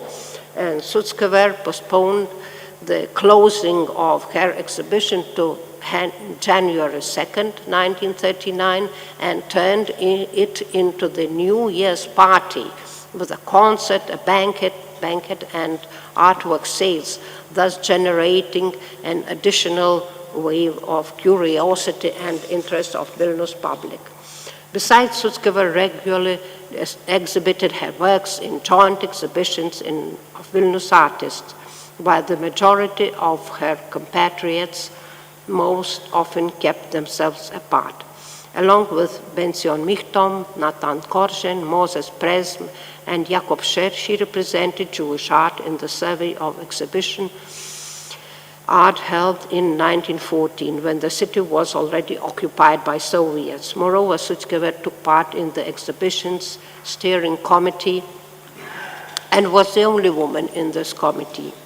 The case of Sutskever is not enough to justify the affirmation that in 30s, Jewish women artists, along with Polish-Lithuanian women, became prominent figures in local art life. I would like, therefore, to show you Adasa Gurevich-Grodzka,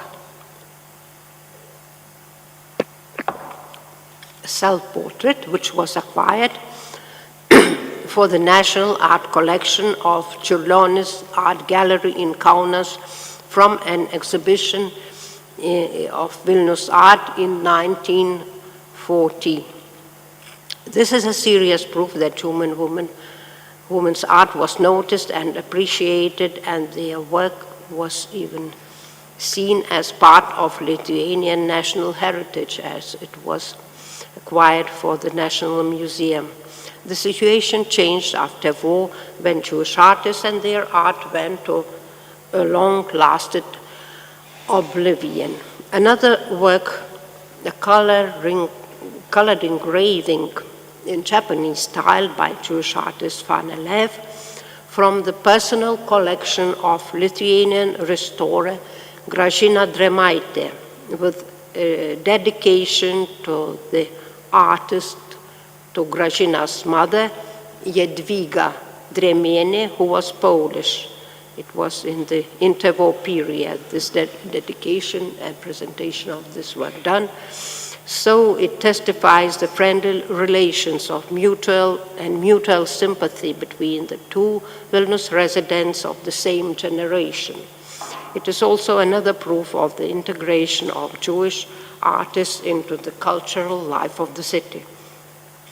Summing up the short overview, it should be noted that Jewish women artists of 30s who grew and matured in Vilnius felt part of this environment and combined various kinds of activities: art creation, organization of artistic life, dissemination of art and art knowledge. Unfortunately, just as they were taking the first independent steps in their professional careers, the war broke out, dramatically changing everything. Thank you.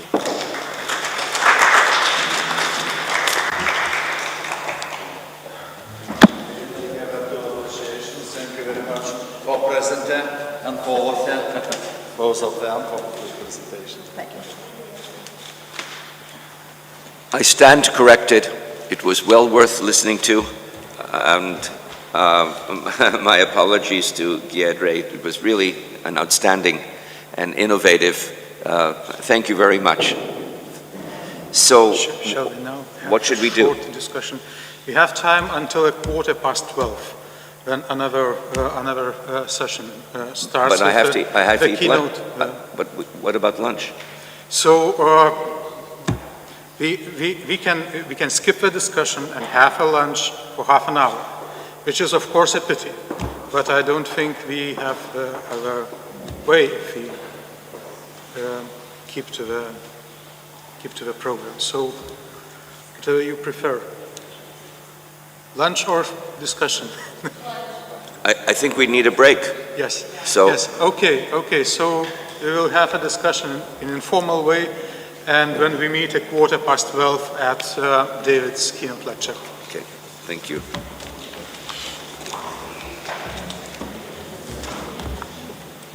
הייתה לו לוויה ענקית הייתי שלבים עם פרופסור. ניתן את המודעות. בסדר עדיפות ירד הייתי אומר. אולי פספסתי בסדר. דרך אגב, בני, אתה יודע שהבן שלו נרצח בהר נוף? לא שומע אותך? אתה שומע, הבן של טברסקי הרי נרצח בהר נוף באחד הפיגועים לפני לא הרבה שנים יחסית. ידעת את זה? Good afternoon, dear colleagues. I think we should start already. So, welcome again at our afternoon session, and we will start with a keynote lecture by Professor David Trauskis, a researcher of Yiddish and comparative Jewish literature and the Holocaust literature, and he's going to present a lecture entitled A Tale of Two Cities Growing Up in Vilna de Canada. Thank you. Shalom לחברים בירושלים בארץ. So, chapter 1, Vilna and Jerusalem. When is a city more than a city? When it is paired up with another city. When Bucharest is called Little Paris of the East, or when Chernovtsi is called Little Vienna, it is because one neighborhood or a certain architectural style bear a striking resemblance to the mother city. And this likeness is turned into a trademark. But for all their charm, however, it means that Bucharest and Chernovtsi are only second best, a reasonable facsimile. The seasoned traveler, however, will always know the difference. For Jews, there was only Jerusalem. As far back as the 8th century BCE, Isaiah, son of Amos, in his first chronicle, referred to Jerusalem as Kiryah Ne'emana, or faithful city. He recast the earthly city of Jerusalem into a template, a symbolic shorthand that stood for the saving remnant of the house of Israel, the sacred core that ultimately would resist defilement. If Jerusalem abandoned the Lord, however, and broke the covenant, it would be destroyed. Millennia later, when the Jews of medieval Mainz spoke of their city as Jerusalem on the Rhine, or when Budapest was touted as Jerusalem on the Danube, they were invoking the Jerusalem template. To pair Mainz and Budapest with Jerusalem was to claim the mantle of spiritual or communal preeminence. Templum in Latin means consecrated space. That which is sacred is primary, not secondary. Every Jewish community saw itself as a kihila kedosha, a covenantal community, but only a precious few could stand in for Jerusalem. I grew up in a Yiddish-speaking home in Montreal to a family of almost survivors. Although Mother had lived in Czernowitz, Little Vienna, and Krosno, a bustling factory town, for a total of 10 years, the urban template in our home was her native Vilna.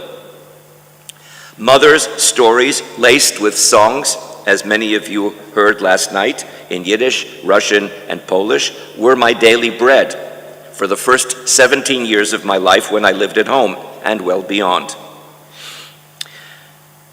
Mother was a perennial time traveler.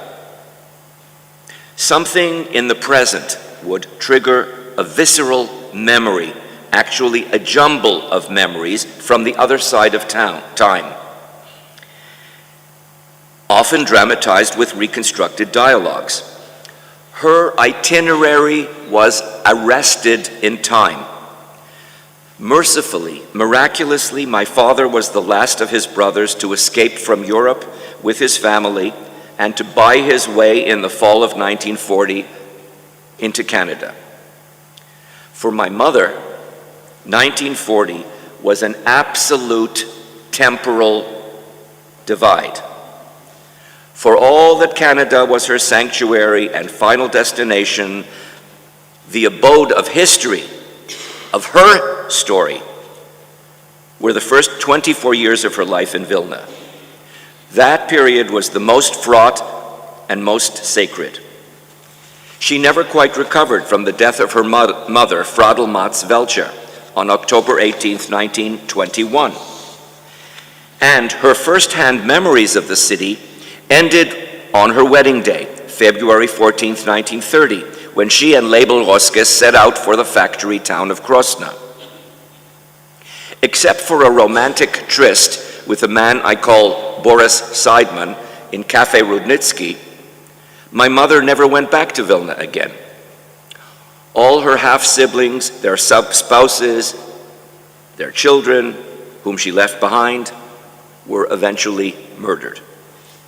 The burden of survivor guilt, complicated by a lot of unfinished emotional business, made it essential for her to arrest the flow of time and to shuttle constantly, obsessively, between time before and time after. When is a city more than a city? When it is paired up with another city that no longer exists. My mother, a perennial time traveler, crossed the invisible bridge that linked Montreal to Vilna, 6,521 kilometers away, virtually every day. When my turn came, whom would I take along as a guide? My turn came in the fall of 1971.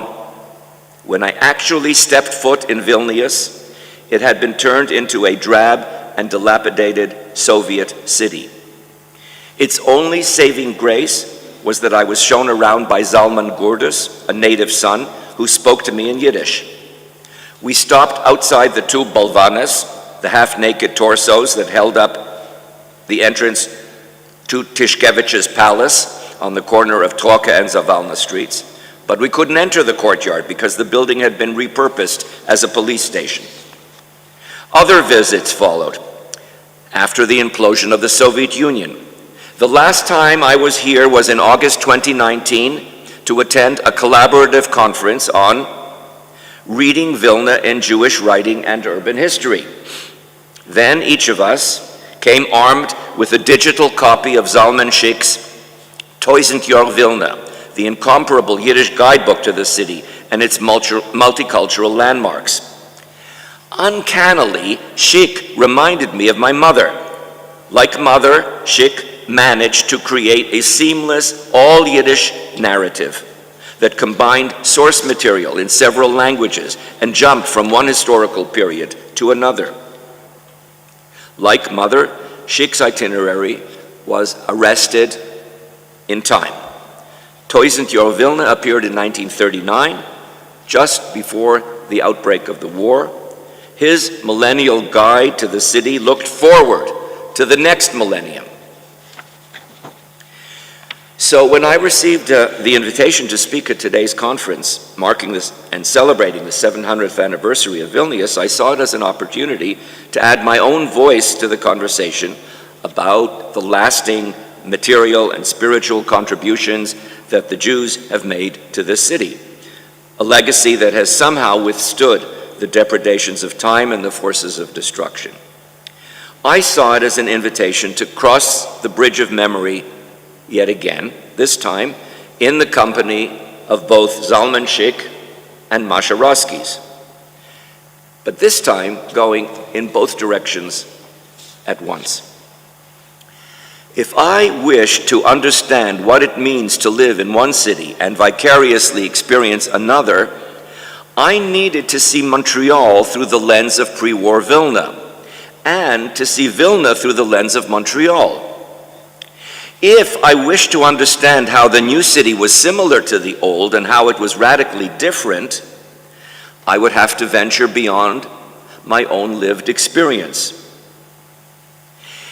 If I wanted to tell a story of two cities that had never been told before, I would have to become my own guide, create my own set of maps, and use every memory aid at my disposal. And if it was me telling the story, I would have to begin in 1940. So here goes. Chapter 2, Coming Home to a Strange City. Although the majority of the population was French-speaking, Montreal was no little Paris. For my parents and others like them, however, this North American outpost was a kind of homecoming. Topographically, there was an elective affinity between Montreal and Vilna. True to its name, Montreal was built around Montréal, a higher, more pristine and expansive version of Castle Hill, or the Schlossberg, as it was fondly known to the Jews of Vilna. Instead of castle ruins, which is a relic of temporal rulers of old, a huge steel cross dominated the landscape and lit up at night to certify that Montreal was a Roman Catholic city, linked not to Paris, but to Rome. By law, no buildings in Montreal were to be taller than the Mount Royal Cross. Meteorologically, Montreal winters were fiercer than those of Vilna, and because Montreal was surrounded by water, the humidity in the summer was much harder to bear. Most familiar were the city's linguistic and religious rivalries. East European Jews were routinely situated between two foreign language groups, one high status, one low. High Goyish was the imperial language, which, depending on the region, could be German, Russian, or Polish. Low Goyish was the vernacular language, spoken by the peasantry, which, depending on the region, could be Lithuanian, Belarusian, Ukrainian, Polish, Czech, or Romanian. In your average shtetl, moreover, two churches dominated the skyline, one Roman Catholic with a spire, the other Russian Orthodox with an onion-shaped dome. In Montreal, when my parents arrived, the relations between the English and the French were extremely asymmetrical. Since the British had defeated the French on the Plains of Abraham, the economic and political power in Montreal was concentrated in the hands of the Protestant English-speaking minority. From south of the border, American English also exerted an ever greater influence. This French-speaking population, meanwhile, was still overwhelmingly rural, and even in my day, the largest faculty in the Catholic French language Université de Montréal was its faculty of theology. Spoken French, derived from regional dialects in 17th and 18th century France, was incomprehensible to students of Parisian French, which was poorly taught in the Protestant schools. So the Jews of Montreal had one of three choices: either to manage up, adopt High Goyish, and try to integrate with the English Protestant power elite, learn Low Goyish and throw in their lot with the socially backward and religiously conservative Québécois, and or to carve out a separate cultural and social space in their own languages. So in Montreal, as in Vilna, this heightened awareness of religious, cultural, and linguistic differences was good for the Jews. Yiddish was the province of the downtown Jews, concentrated along St. Lawrence Boulevard, still known today as the Main, where the city's three linguistic communities met. Here, synagogue life was still organized by place of origin. So in addition to the Austrian synagogue, there were also Anshe Minsk and Anshe Pinsk, two venerable Litva communities. Here, the Jewish labor movement came into its own because the whole garment industry in Montreal, as in other immigrant hubs, was dominated by Jews, who soon began agitating for better working conditions in Yiddish. The editorial offices and printing press of the Canada Odler, the Yiddish daily newspaper, that was founded in 1907, was located on the Main, as was the Workmen's Circle. The Main was also home to the city's two most distinct foods: Montreal bagels, smaller, thinner, sweeter, and denser with a larger hole than New York bagels, and always baked in a hickory-fired oven, and Montreal-style smoked meat that was much more savory than American pastrami. It didn't matter to my parents that neither the bagels, if baked on the Sabbath, nor the smoked meat were kosher, or that there was not a single kosher restaurant in the whole city. The Jews of Montreal were an amalgam of old and new, religious and secular. They lived openly and audibly as a distinct ethno-religious group with their own foods, their own neighborhoods, their own political ideologies, and their own network of social and cultural institutions, and their own languages. So, having landed in a remote city that was uncannily similar, the next question was, where was the best place to live? Mount Royal divided the city in half. Westmount was where the upwardly mobile Jewish immigrants settled, adopting English as their aspirational language. This is where the Bronfman brothers, Sam, Harry, Abe, and Alan, made their home. They owned Seagram's Distillery and had just created Crown Royal whiskey in honor of the royal visit of King George VI and Queen Elizabeth to Canada in the summer of 1939. Outremont, the other mountain, was home to the Jewish lower middle class. Contiguous with the Main, it was the second neighborhood of mass Jewish settlement. The four Roskies brothers, Shia, Isaac, Enoch, and Leo, naturally chose to settle in Westmount and lived close to one another. But for my mother, married to the fourth and youngest, this was too close for comfort. She didn't get along with her sisters-in-law and found a brilliant pretext to move as far away from them as possible. As some of you heard from my sister in yesterday's screening, Mother was outraged that her sacred Vilna hymn had been put to frivolous use at a wedding she attended in the upscale Shara Shamayim synagogue in Westmount. So that was the excuse for leaving Westmount and moving elsewhere. Housing was also much cheaper on the other side, and the family was growing. The 2 European-born children were augmented after a few miscarriages by my sister Eva, born in 1942. By then, moreover, the news from Europe was terrible, especially if you read the Yiddish press.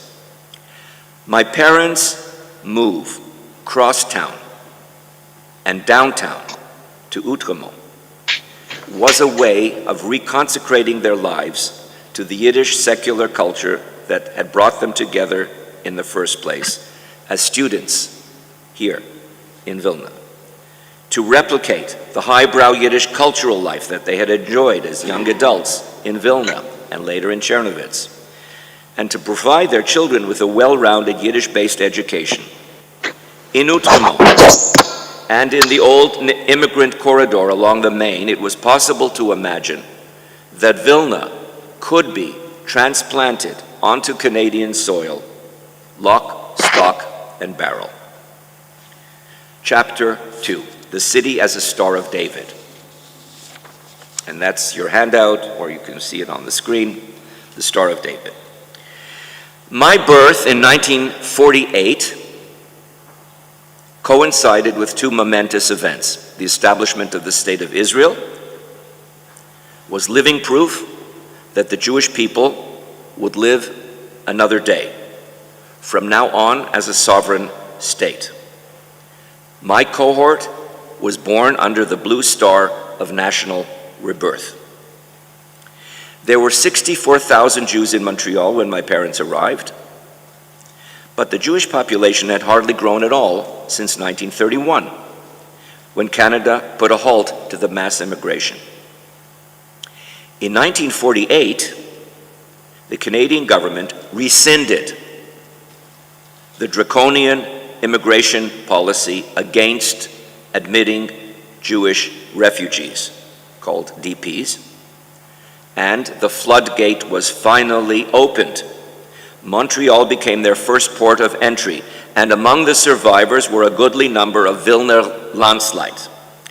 So if the historian Shimon Dubnov was right, that a new and vital center of Jewish communal life always arose when the old center was destroyed, and if Vilna represented the best of Litvak Jewry, then Montreal in the 1940s provided the laboratory conditions for a complete Jewish polysystem to be created or recreated. And the Star of David is my attempt at a polysystem. So this is what it's about. Yiddish became the lingua franca of our home, not Polish as in Krosna and not German as in Chernovitz. To be sure, the children spoke English among themselves, and parents reverted to Russian or Polish when they didn't want us to understand. But the most honored guests to our home were members of the Yiddish intelligentsia, the veteran Yiddish poet Yud Siegel, who had arrived in Montreal in 1911 at the age of 15, and the 2 newcomers, Chayele Grober and Melech Ravitch. Mother credited Siegel with convincing her to turn our home into a Yiddish literary salon.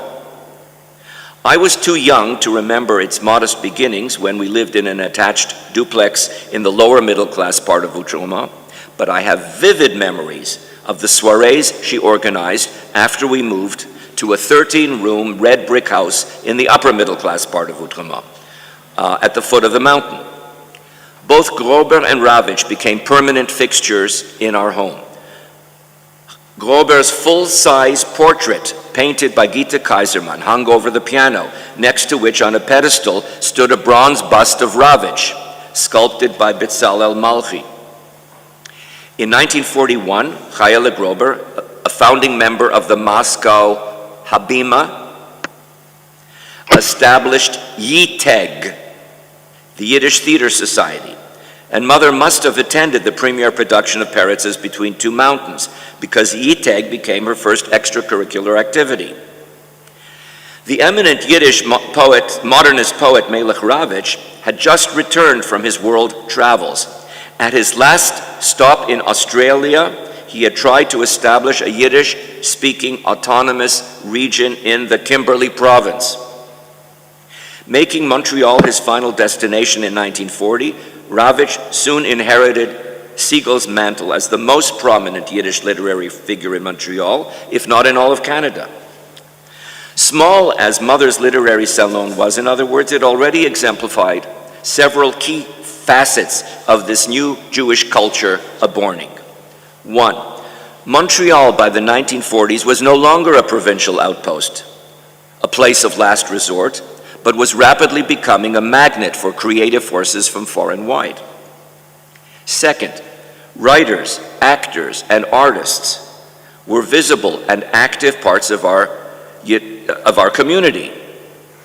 Painters and sculptors routinely chose members of the Yiddish cultural elite as their subjects. Even while pursuing their individual talents, the new crop of Montreal Jewish artists contributed enthusiastically to the greater communal project. Third, there were no literary dynasties in Montreal. There were no Reisens, as in Vilna, no Zeitlins, as in Warsaw, but even so, the apple fell not far from the tree. Thus, the Canadian-born painter Gita Kaiserman was the daughter of H.M. Kaiserman, a larger-than-life cultural activist and public figure. Romanian-born and completely self-taught, Kaiserman Sr. became a convert to Yiddishism, a prominent labor Zionist and an architect of the Canadian Jewish Congress. Someday, Masha Roski's children would also follow in her footsteps, each in their own way. Fourth, private and public spheres were constantly interfacing. Each point on the Jewish compass was related to every other point. Mother's literary salon was actually a subset, an outpost of something much larger. The focal point of Jewish cultural activity was the Jewish public library, die Jiddische Volksbibliothek. Montreal's most distinctive Jewish cultural institution, it was founded in 1914 to serve both as a library and Volksuniversität, a people's university. No Jewish luminary, from Sholem Aleichem to Saul Bellow, ever came to town without making a public appearance there before an avid and appreciative audience. And since 1951, thanks to the indefatigable Chaim Ostrager, a furrier by trade, every single one of these events was recorded on a Wollensack reel-to-reel tape recorder. On Saturday afternoons, Ostrager also initiated a recorded concert series at a time when most of the library clientele did not yet own their own phonographs, let alone record collections. Through music, books, and lectures in Yiddish, Hebrew, and English, and later in French, the library did serve as a kind of people's university, for the people, by the people. What's more, it was already using the new technology. French Canada, unlike Tsarist Russia and interwar Poland, was a multicultural, open society. In order to protect the rights of the French-speaking population, there were two parallel educational systems, one for English Protestants and another for French Catholics. In the 1920s, the downtown Jews mobilized across the ideological spectrum to establish a separate Jewish school board, but this was finally torpedoed by a small group of uptown Jews.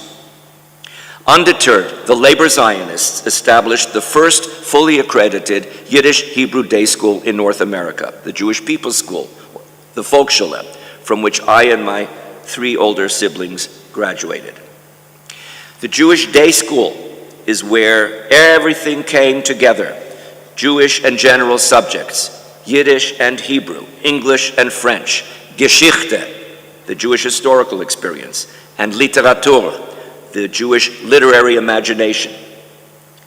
Everything came together because a teacher called a Lehrer was an honorific title, and a Lehrer could also be a poet, scholar, essayist, or a translator from Hebrew Aramaic, from English, even from classical Greek. Some of our Lehrers were just as prominent as the celebrity authors from far and wide whose books were feted by my mother's soirees. Everything came together because in Montreal, as in Mother's stories about Vilna, all the world was a Yiddish stage. One of Mother's most vivid childhood memories was of singing in Slep's choir at a benefit concert held in a public garden during the German occupation in the First World War, probably not far from here. It was the first time she heard Yiddish sung in public, and she was lucky enough to be one of the singers. I knew that feeling because in 7th grade I graduated from playing in a school production of Sholem Aleichem to playing Shloimele in Dora Wasserman's production of Kiddush Hashem. So if we can lower this down to the first photograph, and it's on your handout, those of you who have a handout in front of you. Yes, thank you.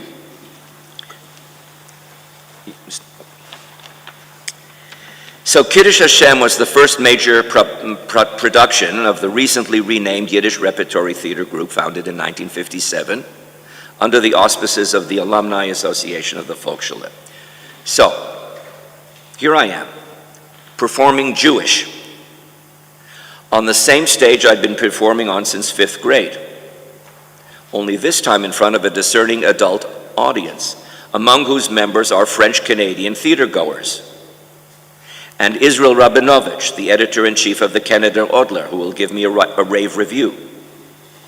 By now, playing a child of the shtetl is something that comes naturally to me, although I have never worn such old country boots before, or arbakanfas, the fringed undergarment worn by Orthodox men. Here I am performing Yiddish with my Canadian accent, something it will take me another 8 years to overcome. Here I am performing Young Love on stage with a classmate of mine, to whom I am actually very attracted, as she is to me. Doing Yiddish theater in full view of the public is a kosher way of channeling my raging hormones. This will ensure that I remain within the fold, no matter what. So the 6 points on the compass of my Jewish experience were connected, as in a Star of David. The home, school, and street seemed to flow seamlessly into one another, transcending social and ideological differences. Together they reinforced a profound sense of belonging. The languages in which I could speak as a Jew, the secular and religious forms I could adopt in which to live as a Jew, and the public spheres in which I could perform as a Jew were dynamic and centrifugal. Their boundaries were large enough to embrace Jewish peoplehood and civilization. And best of all, my name was David. Chapter 4, a home library. Like Mother's memory bank, my parents' capacious library was arrested in time. When they made their escape from Europe via Bucharest, Athens, the Straits of Gibraltar, and Lisbon, they left their whole library behind. Fortunately, in our new home on the hill, there was ample room to shelve the rapidly growing number of books in Yiddish, English, and a few in Hebrew. Every few years, Eva and I would reshelf and reorder them, from which Eva went on to become a professional librarian, who eventually established the children's division at the Jewish Public Library, going on to serve as the executive director of the library for a total of 28 years. The points on the Star of Eva were also firmly connected. Our Yiddish library, acquired from 1940 onward, came from all over the world: the United States, Mexico, Argentina, Australia, South Africa, Poland, Israel, and Canada. Most of the art books came from France. The Yiddish books published in Montreal were easily distinguishable because they had a similar binding and typeface, probably because they were printed by the same press that put out the Canada Odler. A fair number of them, Eva and I were proud to discover, mentioned my parents' names on the acknowledgement page, especially the poetry books by Melech Ravitch and his multi-volumed Mein Lexikon, a biographical dictionary of the hundreds of Yiddish and Hebrew writers whom he had known personally. One category of books published in Montreal, Eva segregated in a separate shelf instead of placing them in alphabetical order according to the author. They were bilingual editions of works from our classical tradition. First came Simcha Pietrushka's 6-volume edition of the Mishnah, with the laconic Hebrew text on top and the Yiddish translation and copious commentary on the bottom, Montreal 1945 to 1949. Then came Shimshon Dunsky's 4-volume edition of Midrash Rabbah of the 5 Megillot, Montreal 1956 to 73, with the Hebrew Aramaic source on the right and the Yiddish translation on the left. What were these, Bicher or Sforim? At school, we learned to distinguish between a sefer and a book, a buch. A sefer was a sacred tome, written in Hebrew Aramaic. A buch, from the German, was a secular book, written in Yiddish or modern Hebrew. Could a classical work translated into Yiddish and annotated by a secular Jew qualify as a sefer? More radically, could a book of secular Yiddish verse qualify as a sefer? Our two leading poets, Yud Siegel and Melech Ravitch, believed that it could. Siegel called his huge volume of lyric and narrative verse Sefer Yiddish. And Ravitch named his own retrospective volume Die Lieder von meine Lieder, after the Song of Songs. Later, I would find the term mitheilig, co-sanctified, in Max Weinreich's History of the Yiddish Language, which precisely fit the bill. Today, I have my own inscribed set of Dunsky's Midrash Rabbah, because shortly after my bar mitzvah, my father hired him to tutor me in Talmud, a subject that was not taught in the Volksschule, where Dunsky served as the vice principal. Every Saturday morning for 5 years, I studied Talmud in Yiddish with Lehrer Dunsky in his home. He became my pedagogue and surrogate Zayde. He is the reason I urge my students to call me Lehrer Roskis. Another anomalous set that Eva decided to shelve alongside Pietrushka and Dunsky was Pietrushka's 2-volume Jiddische Volksenzyklopädie.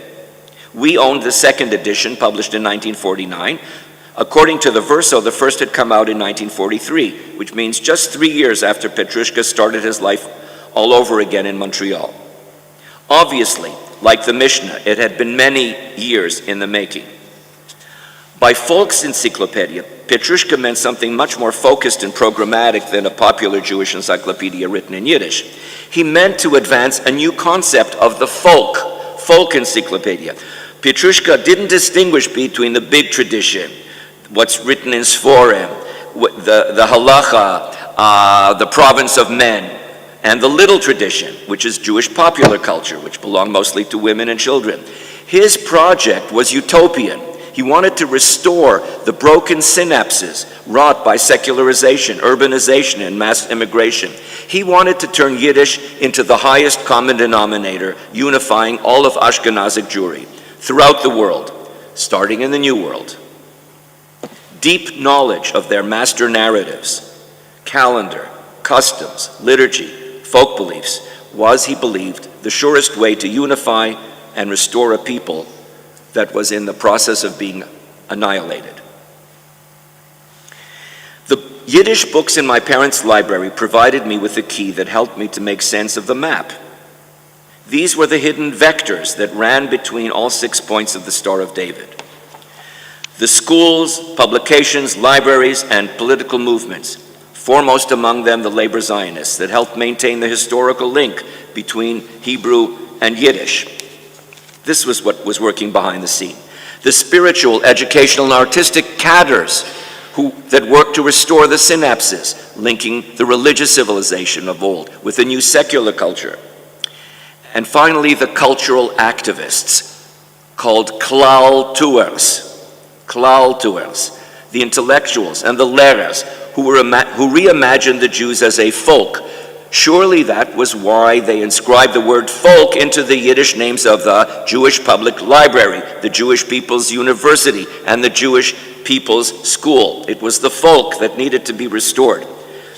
Without an ongoing dialogue between our two great Jewish languages, without open borders between the religious and secular realms, and without a talking, singing, laughing, praying, preaching, teaching, performing, protesting, and blaspheming folk, there could be no Jews, no city of Jews, worthy of calling itself Vilna de Canada. Chapter 5, the one in the middle.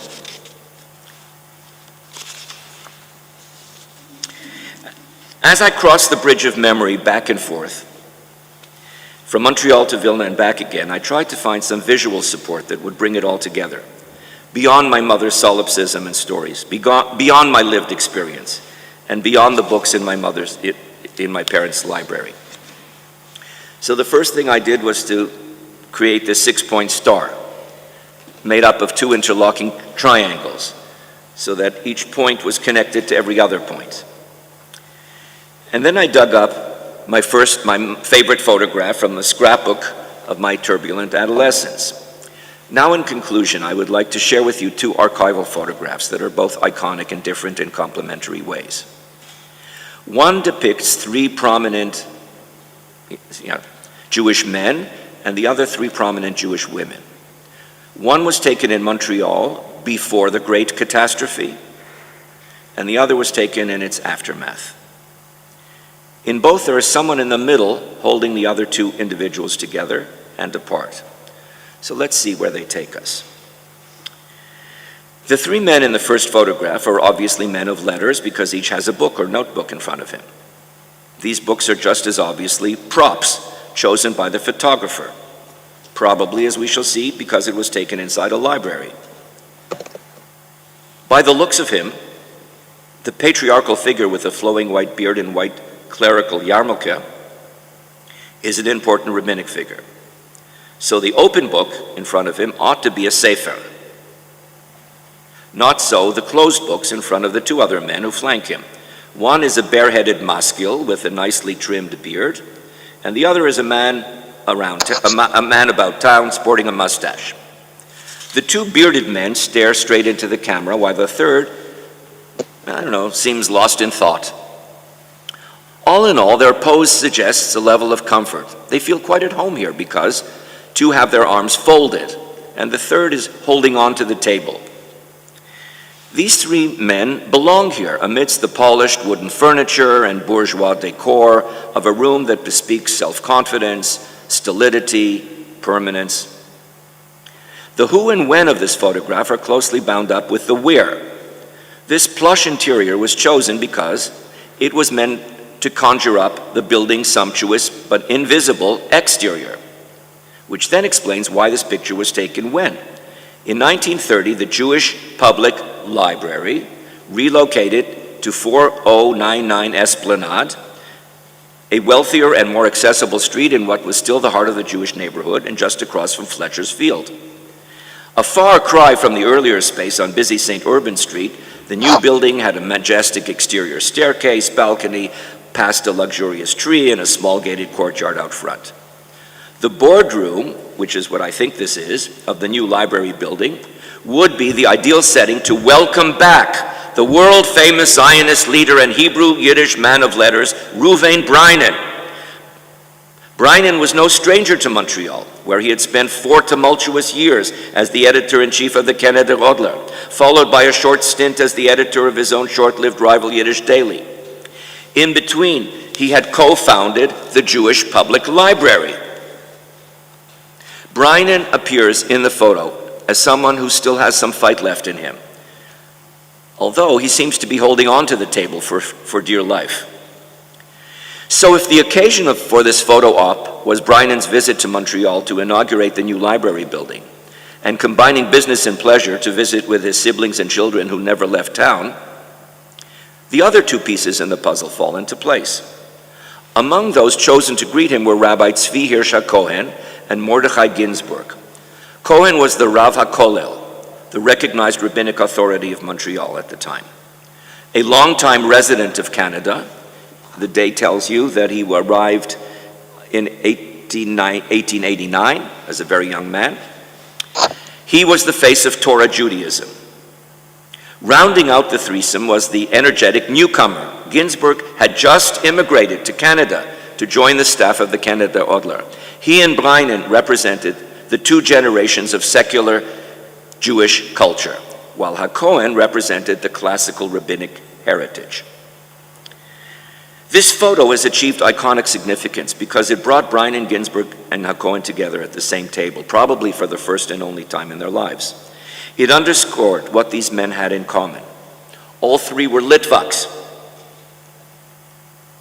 They projected what I would call brooding Litvak masculinity. All three, moreover, were Zionists. Two were secular Zionists, and the man in the middle was a leading member of the Mizrahi, the religious Zionist movement. He rounded out the Jewish national presence. What brought them together finally, and what made it imperative that they end up sitting at the same table, were the books that lay in front of them. It didn't matter what language they were in, so long as it was either in one of the two official languages of the Jewish national revival, Hebrew or Yiddish, preferably both. It didn't matter whether it was a sefer or a buch, so long as there was a rabbinic presence to mediate and validate. Montreal was a city that treasured both and everything in between. Thank you. The three women posing to have their picture taken in front of a building could not be more different. There's only scaffolding in the background, so the building under renovation isn't anything special. It's early fall, and they're wearing scarves, as much a fashion statement as protection against the cold. Too bad that the picture is in black and white. There's a smile on their faces. One woman smiles broadly, the other two smile along. This is worth noting because European-born subjects did not automatically break into a smile when facing the camera. So the first question to ask is why they are smiling in the first place. And the answer may lie in their personal timelines, which I looked up on the internet. According to the middle dates, which give the year of their immigration to the New World, it is highly probable that the three of them are meeting here for the first time. We know that the photograph could not have been taken before the early 1950s because the woman on the right is Rochel Korn, who only arrived in Montreal in 1949. She is the newcomer, like Mordechai Ginsburg in the first photo. Korn and Molodowski probably knew each other in Poland and certainly knew of each other. If they haven't met since before the war, actually since Molodowski immigrated to the United States in 1935, then their reunion is surely another reason to be smiling. But as always, it's the person in the middle who holds the key. She is the native. She's the old-timer. She arrived in Montreal as a 15-year-old. She always lived modestly and kept a low profile, maintaining a Yiddish literary salon, whose main goal was to offer other Yiddish writers moral support. Frankly, we wouldn't recognize her at all if it were not for the website of the Jewish Women's Archive where this photo appears. Ida Maze is the one holding the other two women close or holding them together. What else is holding them together? All three are Yiddish poets, totally dedicated to their craft. All three have made the inner lives of women a subject of their verse. And two of them, Maze and Molodowski, have written memorable poems for children. All three have dedicated their muse to the destitute, the marginal, the abandoned, who lived next door, whether on the streets of Warsaw and Montreal or in a Galician village. Maze and Molodowski also happen to be Litvaks. Their Yiddish is different from Rochel Korn's, born in the Galician outback. What bound these women together were these restorative ideals. That Yiddish poets continue to be the voices of their community. That as women poets, they remain free to give voice to their love of nature, of their children, of the men in their lives, and of course of their language. It is their language and culture that are being threatened most, now that the Yiddish heartland has been utterly destroyed, and 7 decades of acculturation have taken their toll. Montreal, therefore, is a congenial place for them to meet. In Montreal, children were still being taught to read in their national languages. In Montreal, the wounds were still so raw that every Yiddish poem, even for children, was tinged with national lamentation. In Montreal, the veteran Yiddish poet could link arms with her 2 Polish sisters on the street. In Montreal, Yiddish was still the strongest bridge over the abyss of time. When is a city more than a city? When it is linked in space and time to more than one city, to more than one city. One on this earth and one sublime. I grew up in such a city, which I and other time travelers like me called Vilna de Canada. In my day, there was an invisible bridge that led from Montreal to Vilna, which was now a city from the recent severed past. We couldn't go back there again. But from Vilna, arrested in time, there was yet another invisible bridge that led to Jerusalem, a city from the ancient, mythic past that existed outside of time. And that is how, dear colleagues and friends, my tale of 2 cities became a tale of 3. Thank you for joining me on this journey.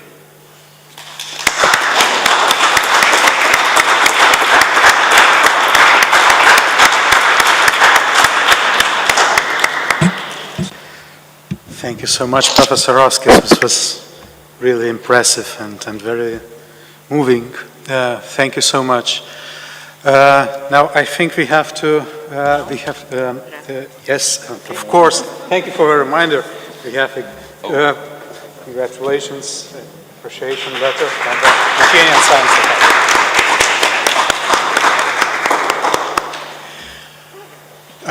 So I think now we have to decide if we proceed further on or we have a short coffee break. The coffee is ready.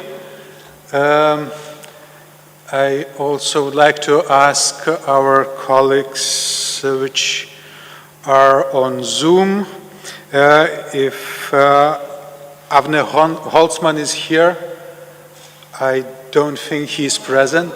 Okay, so we have some time for a short break. Would you suggest 10 minutes? Okay, so we'll now make a 10-minute break and we'll come back at 20 past 1 p.m. Yeah. 15, okay. Then 15. Thank you so much. 15.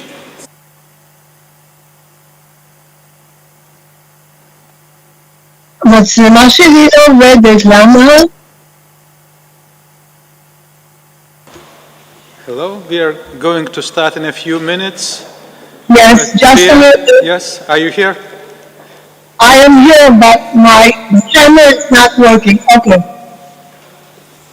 Is it working now? No. No, we can hear you, but we do not see an image. Control, Shift,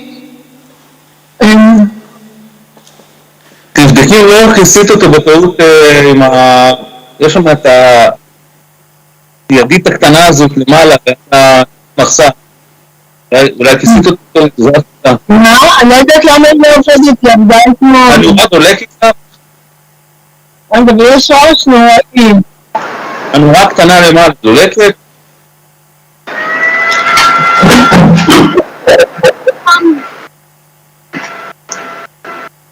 עוד פעם, מה לעשות? קונטרול, שיפט.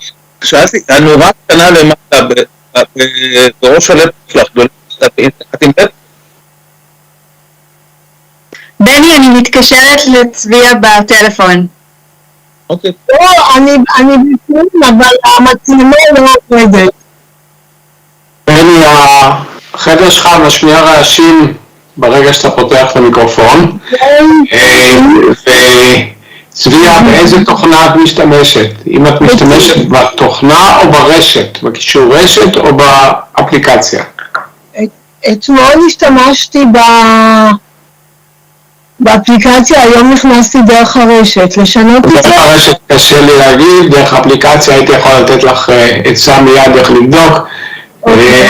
בצד ימין למעלה צריך להיות קאמרה ואת יכולה ללחוץ עליה. יש לי קאמרה, אבל כשאני לוחצת זה לא עובד.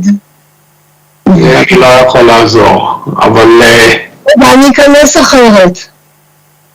בזיגר.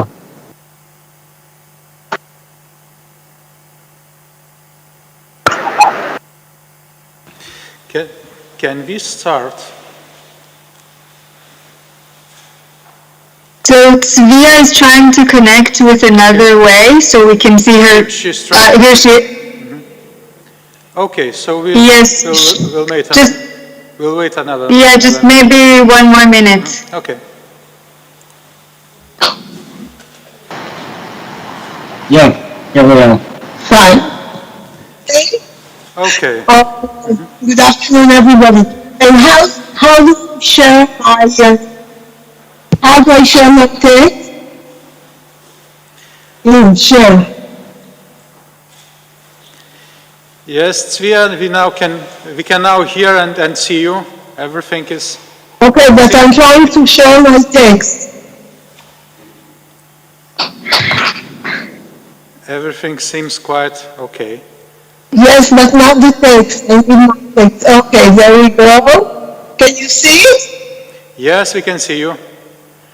Not the slides, yeah? But can you see the text? No, not yet.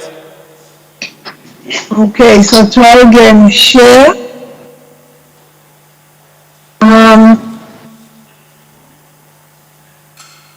I do share, and when I do share, and I open the text, it shows only the text, not me.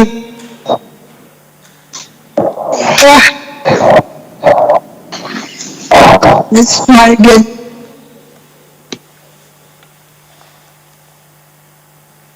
Shared content. Control, Shift, and the E.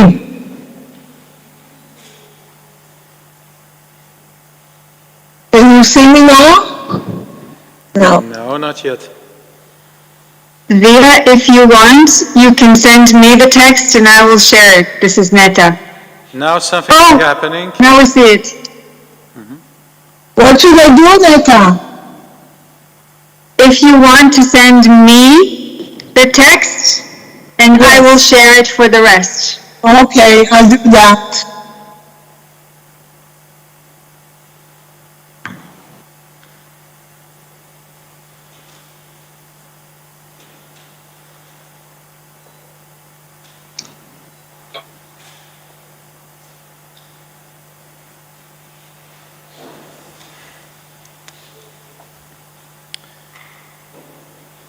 Okay, so I don't know if we shall wait another moment or can we start already? No, just a minute, please, okay?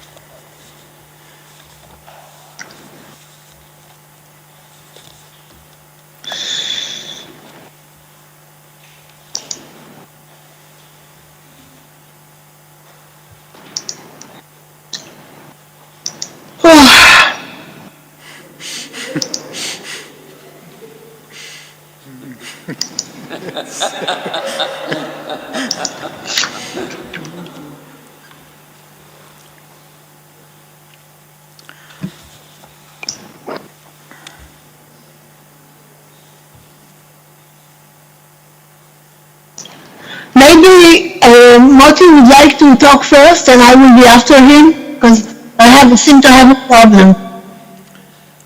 Is it possible? I don't know if Moti is here. No, he's giving the final address. Yes, he's giving the final address and I don't... Oh, okay, so, okay. I'm here. יכול להעביר לנטע, לא? I sent it to Neta.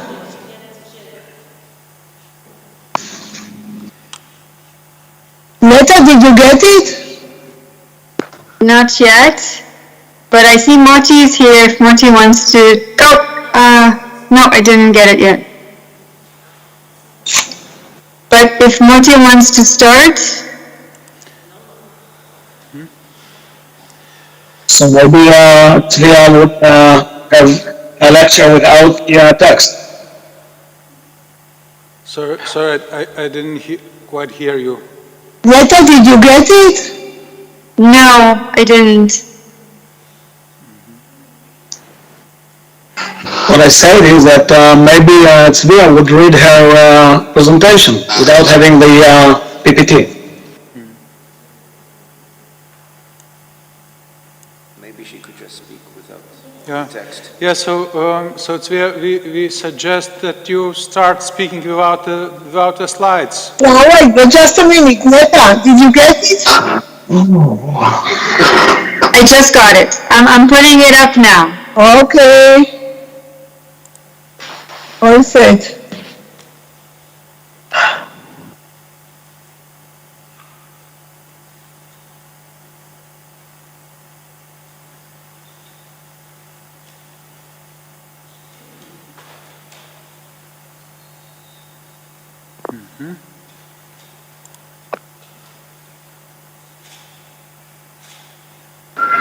We can see it.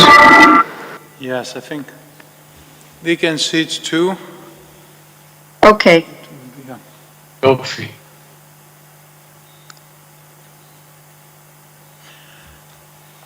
Okay, so I think we can start, and I would like to introduce Tzvia Walden from the Ben-Gurion University of Negev, a research on psycholinguistics and language acquisition. And Tzvi is going to present a paper entitled From Kalman Shulman in Vilnius to Hebrew-Speaking Children in Israel, Laying the Foundations of Modern Hebrew Culture. Tzvi, the floor is yours. Yeah, just please turn on your microphone. Okay. So I should admit that I had a very hard time following the conference because I live a few minutes from Sheba Hospital and there are families who come here to eat and drink and live here, so the house is full and children as well. However, I would like to thank you for inviting me to share it. And I do regret that Avner Holtzman is not speaking because he would have set the stage of the Haskalah movement and it would have been perfect for my talk. Shall we move on, Neta? Or may I move? Okay. So my research has been focusing on an extraordinary phenomena, the second life of a language that renews its native pan, its native mode, after a pause of 2,000 years. Our last testimony of Hebrew being spoken at home dates from the 2nd century through a lovely story quoted from the Babylonian Talmud, Tractate Megillah.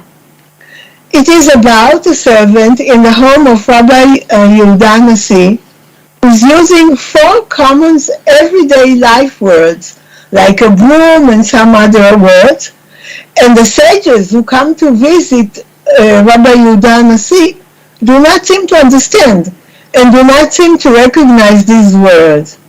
It is assumed, hence, that at the home of Rabbi Yehuda Nasi, Hebrew was still spoken, which is why the servant would know these words, but outside, Aramaic was gaining already, and it was all over.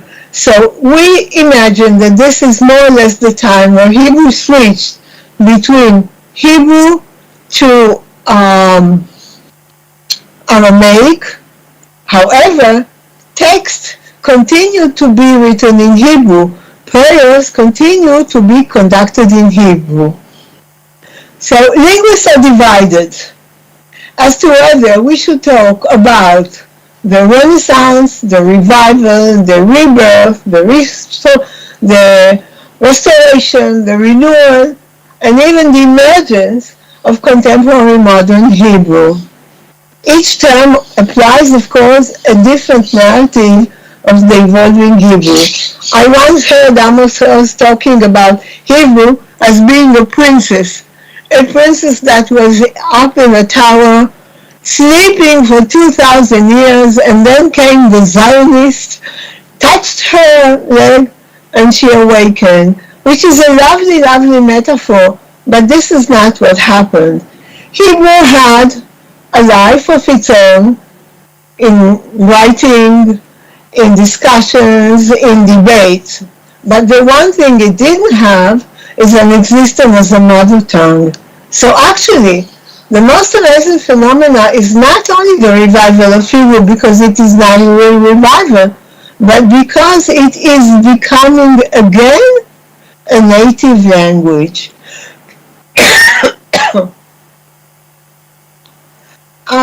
Just for the sake of those who are not very familiar with Hebrew, it is the language in which the Bible was written, and the Bible is a bestseller. As of the year 2022, it has been translated into more than 700 languages in its full version, and smaller portions of the Bibles have been translated into 1,248 other languages. So actually, it's a well-translated all over the world text. Yet, spoken Hebrew today is only used by 10 million citizens in the world, out of which, by the way, a fifth is the Arab Palestinian citizens of Israel. In the overriding myth concerning the revival of modern Hebrew and its becoming again a native language, the heroes, say the protagonists, are Eliezer ben Yehuda and his firstborn son Itamar, known as the first Hebrew child. I should tell you that the biographies of the Ben Yehuda families were mostly written by the second wife of Eliezer ben Yehuda. I think every man should wish to have a wife like her, because she developed the myth, she supported it, she wrote it, she documented it, and it is actually a series of books, most of which are driven from 2 sources. And the 2 sources are Ben Yehuda's writing and his son Itamar. There is no doubt, of course, that Ben Yehuda, a passionate journalist and lexicographer, played a major role in that movement. Yet, it is important to mention the essential contribution held by kindergarten teacher in that process, more specifically, 16 young women who created the first network of Hebrew-speaking kindergartens in Palestine since 1898.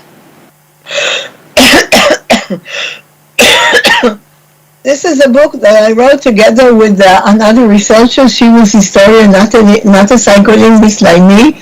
And Neta, if you push it up, you will see the translation of the title in English. push the page further down so that they can see the translation. And the translation is from kindergarten, not from birth. The contribution of Hebrew kindergarten and its teachers to renewal of Hebrew as a mother tongue. And usually a mother tongue is a language that's spoken at home. So children would acquire their native language from home. In the unusual case of the revival of Hebrew as a mother tongue in Palestine, who actually brought Hebrew to be again a mother tongue was not the families, it was the kindergarten teachers. And it is amazing to see what kind of network they created. They helped each other, they assisted each other, and in a very short while, they created a network that was all over Palestine, first in Jaffa, then in Tel Aviv, then in Jerusalem, then in Rehovot, going all over in Israel, in which each of them supervised the other and helped the other. However, the kindergarten teachers had no background in Jewish text, in Jewish sources. So they needed help from people who did have such an education. And in most cases, when we studied their biographies, we found out that each of the first kindergarten teacher, young woman, created a special, a couple, not in a romantic sense, but working couple, with a maskil or someone from the Bilu movement who would complete the knowledge concerning the text and the language that continued the life in Iran during the 2,000 years where Hebrew was not a mother tongue. And I would like to draw a line between the kindergarten teachers I have studied back to three writers, translators and educators. They were both writers, translators, and educators, originating from Vilnius, of course, all with a background of the Haskalah. And these three writers are as follows. The first one is Abraham Mapu. He was born in Kaunas, not in Vilnius, and he died in Königsberg, but he is known for having written the first Hebrew novel, fiction. It is called Ahavat Zion, Love of Zion. It was published in 1853, which means 50 years before even the first kindergarten in Israel was founded, was established. And I should mention that although Ahavat Zion was published in 1853, we know that he started working on it 30 years earlier, because it was a breakthrough, writing a novel in biblical Hebrew that we talk about love story. And we're not talking about the Song of Songs, and we're not talking about the small love stories that are 1 or 2 verses in the Bible. We're talking about a novel fully bloomed with descriptions and details. So he is the first one that I'm using as an anchor. He never left Lithuania. He lived all his life there. But his influence on the development of the Hebrew language and his innovative writing has made a breakthrough that, and Hebrew owes him a lot for that. The second person, the second writer, the second translator, he's quite well known, but not as well known, because although he was born in Lithuania, afterwards he moved to Ponivez, and he had a hard life a not very long life, and is less known because he didn't live in Vilna and because he was not in the center of the intellectual Haskalah movement.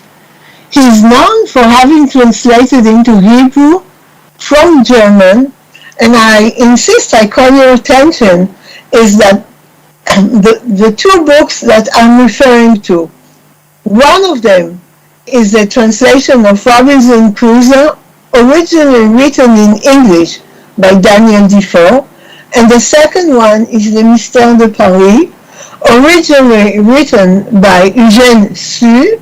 Both of them were written in English and in French, but were translated in Vilna in Hebrew through a German text, which is interesting to see that actually those who are very eager to translate into modern Hebrew the text did not take the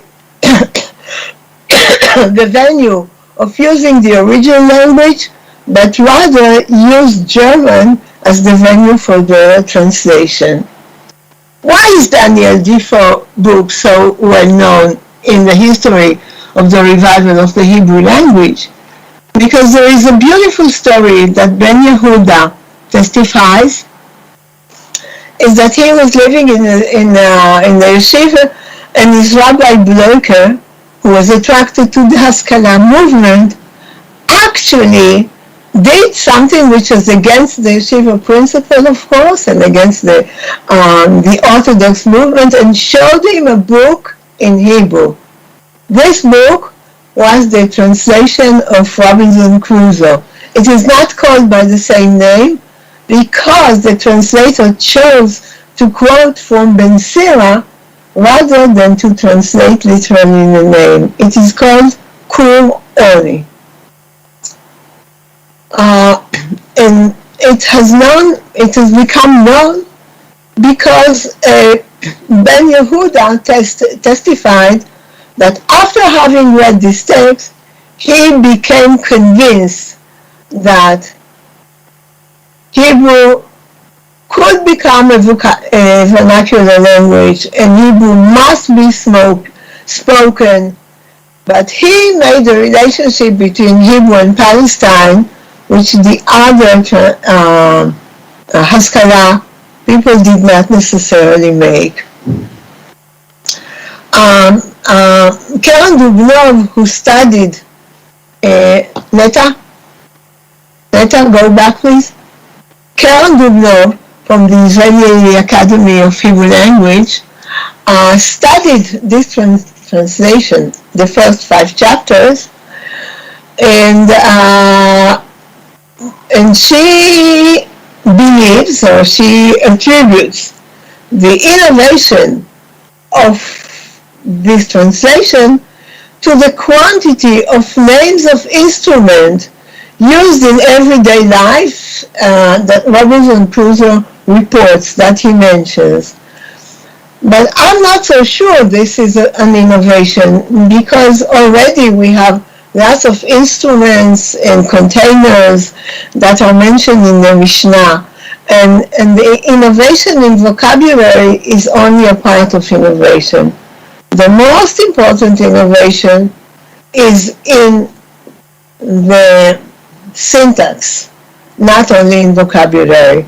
So let's move to the third translator, Kalman Schulman, a most unusual person. Meta, can you push it? He was born in Bihov and passed away in Vilnius. And he is known for having translated into Hebrew, again from German, Le Mystère de Paris by Eugène Sue. This is an interesting case because Le Mystère de Paris was not a book. It was a feuilleton, meaning it was every day the new chapter. Actually, from June 1842 to October 1843, every day there was a part of Mystère de Paris that was published. So it's not a real book, it was like a daily kind of, today it would be on television, and it talks about the underworld of Paris. I mean, there is nothing so strange and so different to the spirit of the Bible, and to use biblical Hebrew in order to translate such a thing is very courageous, and as a matter of fact, provoked strong reactions in the community. And Kalman Schulman was attacked for daring to do such a thing, maybe to translate a daily story about the underworld of Paris using biblical Hebrew. And it's an interesting question. Why did he pick up this specific text? And note again that he was not translating it from French, but rather from German. But it was a very popular, maybe he was looking for a very popular text, or he considered himself the courage it took to dare and use biblical Hebrew for translating a book that talks about the underworld of Paris in the midst of the 19th century. I should tell you that many of the places he mentions still exist, and you could still walk with this book in Paris nowadays and recognize them. However, this to me is an innovation because it is actually a creation of a register. It's a creation of a slang using conversational direct speech to form an everyday vivid language.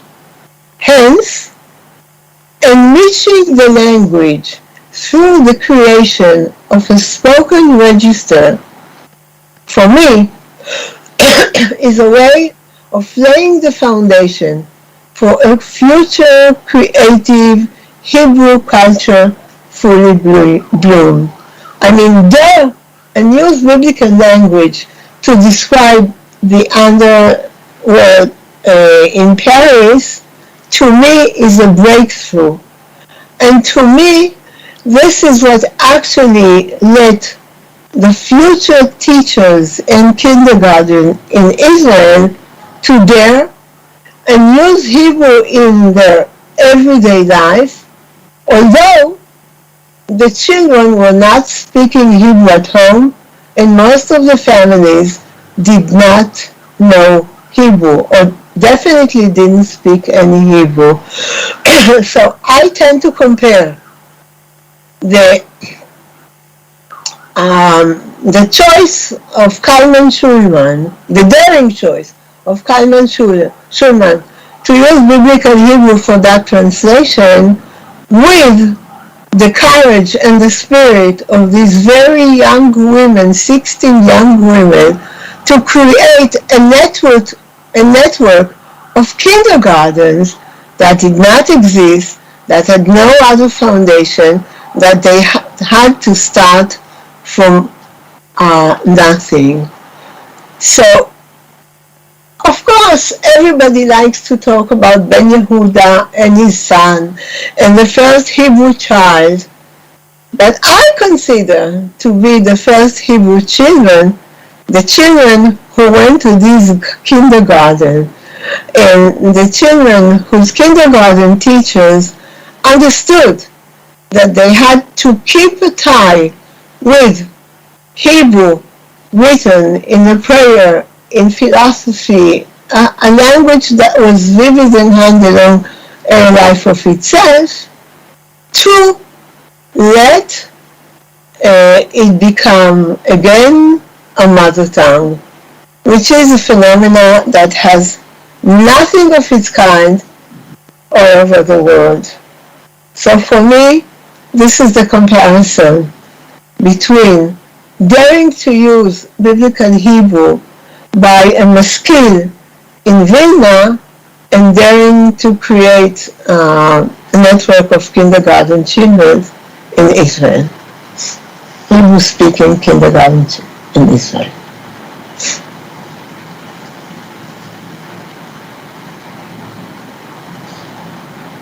Here we go. Thank you so much. Thank you so much for this interesting presentation. Yeah.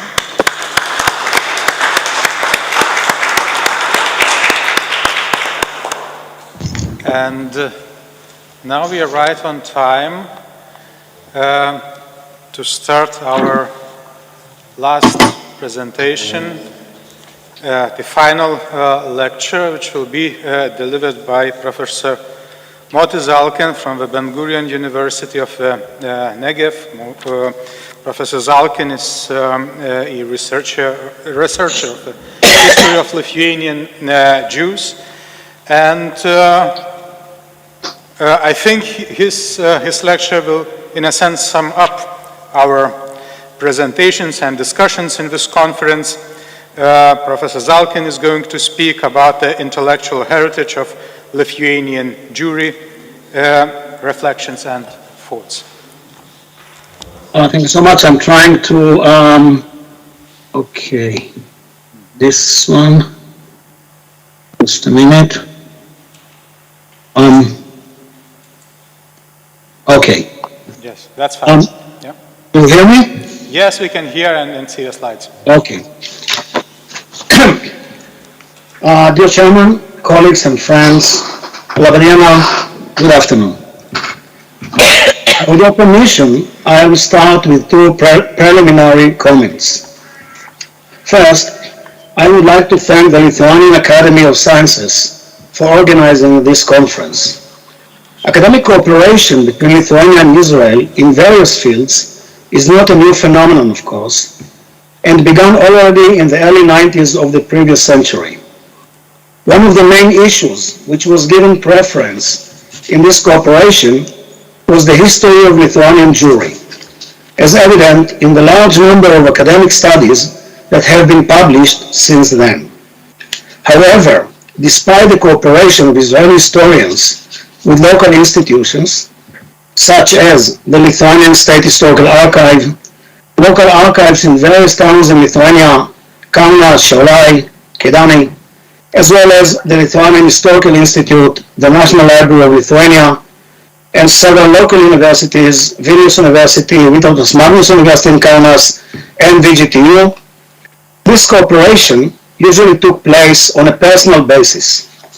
In this context, I would like to mention, among many others, Professor Darius Talunas, Professor Vladas Sirutavičius, Professor Saulius Kabris, and Dr. Egle Bazaraite, which unfortunately do not participate in this conference, that without their constant cooperation with Israeli historians, the research of the history of the Litvaks would have been almost impossible.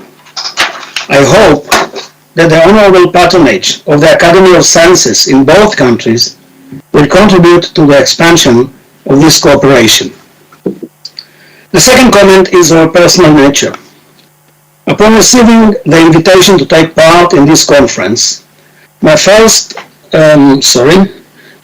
thought was that it presented an excellent opportunity for me, as a historian who has dedicated over 30 years of research to the history of Lithuanian Jewry, together with some of the leading researchers of the Jewish Lithuanian intellectual heritage, such as Professor Emanuel Etkes and Professor Shaul Stamper of the Hebrew University, to present a broad and comprehensive overview of the intellectual heritage of Lithuanian Jewry. Regrettably, it appears that the organizers had different considerations. And now to my lecture. The prevailing perception of the intellectual heritage of Lithuanian Jewry, both in the popular and in the academic discourse, centers mostly around the scholarly/cultural heritage of the Vilna Gaon. For example, in a booklet, A Guide to the Outdoor Statues and Sculptures of Vilnius, quite new one, the Gaon intellectual's legacy is depicted as, and I quote, one of the most significant contributions to the history of Judaism in the last 1,000 years, end of quote. It goes without saying, of course, that this is a baseless exaggeration, to say the least. As a seemingly natural outcome of this approach, the world of Lithuanian Torah study and the world of Lithuanian yeshivas that accompanied it are considered as the ultimate and most significant expression of the intellectual heritage of Lithuanian Jewry. This trend appeared mainly after the Holocaust as part of the Jewish traditional concept of Torah study as the most essential element of Jewish life that guarantees the continuity of Jewish people even in times of catastrophic crisis. Likewise, this concept was promoted, among others, by members of the Orthodox rabbinical world, reflecting their struggle to reconcile religious doubts arising in the view of the terrible destruction of European Jewry during the Holocaust. However, there are two fundamental issues with this concept. The first pertains to attributing the heritage of an entire community to a single individual. Yet, because of his image in the Jewish ultra-Orthodox discourse as someone who, due to his greatness, cannot be examined by acceptable criteria, they completely ignore the question whether he was indeed the founding father of the Lithuanian method of Torah learning, or, in fact, he himself was the product of a scholarly intellectual tradition that prevailed in this area since the end of the Middle Ages. Another question is whether his approach to Torah study can indeed be considered as a legacy. What I mean is that whether and to what extent his intellectual and religious views were accepted and internalized by the Ashkenazi Jewish society in general and by the Lithuanian Jewish society in particular. The second issue with the above-mentioned concept is associated with the Lithuanian yeshiva world.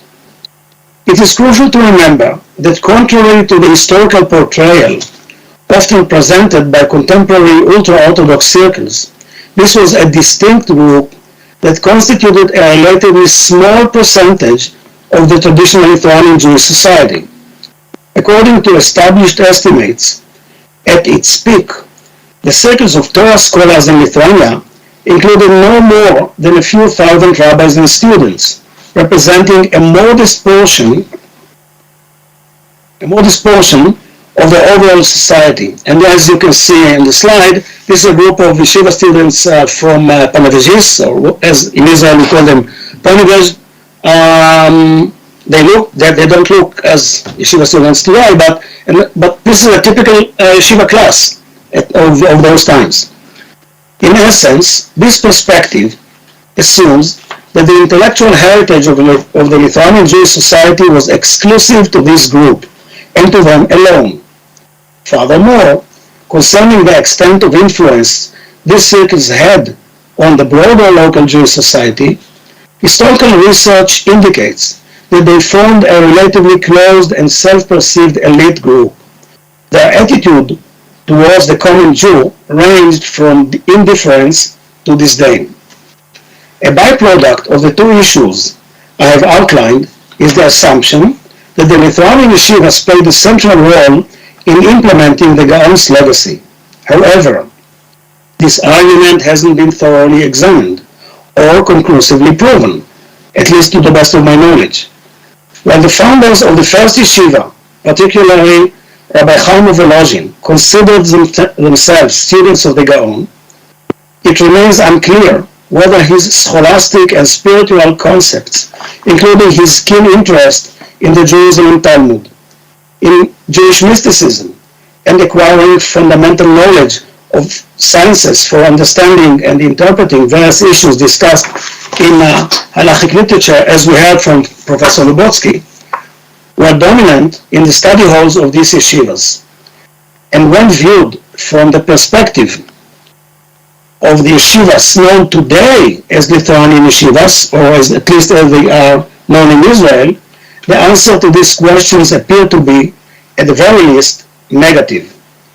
In sum, the predominant focus on the Gaon's effect has hindered the exploration of other essential aspects of the intellectual life and heritage of Lithuanian Jewry.